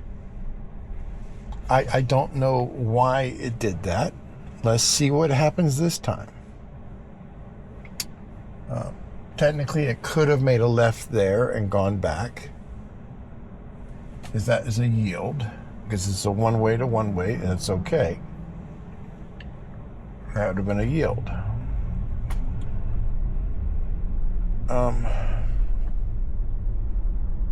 But yeah, just a very weird navigation issue.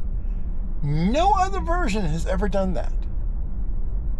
No other version. This caught me by surprise.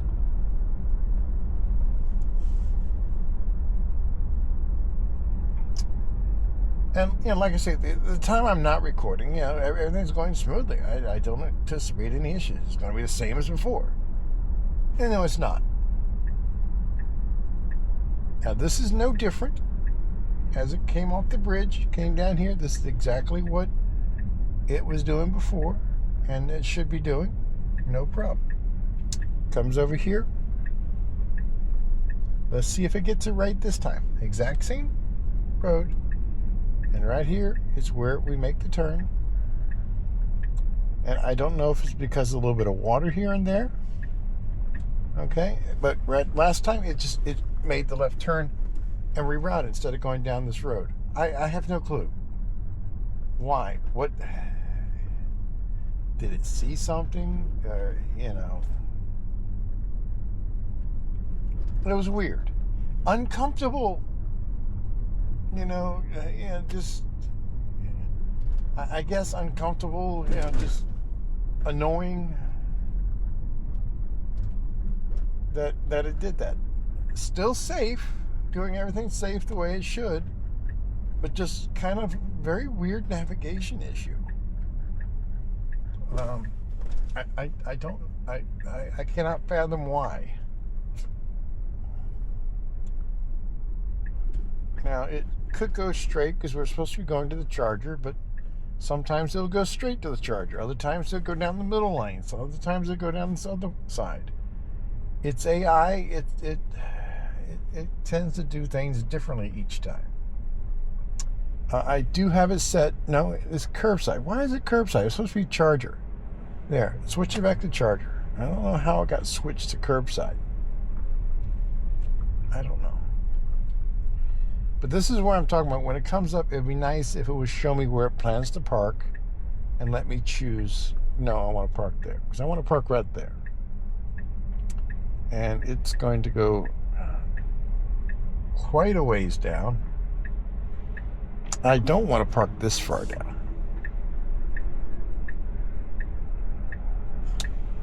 So I'm going to disengage and manually get it where I want it to park. So disengaging, going up here, because I don't want to park down here. And like I say, it doesn't constantly park in the same spot. It seems to always choose. But give us a little bigger map. Give us options of choosing, you know, if we want it to park, where it's going to park, and where we want it to go. And I do notice when I try to come to the supercharger here, it doesn't go to the supercharger.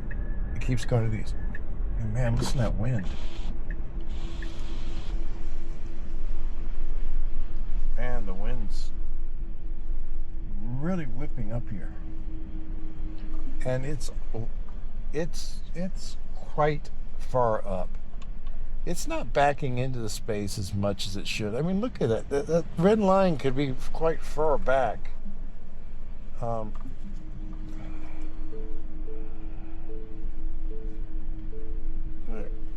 And that should be okay, right there.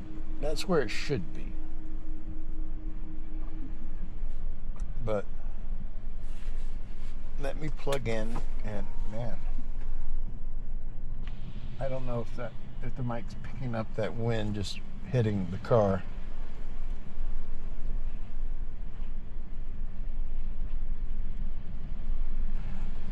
It's pretty strong.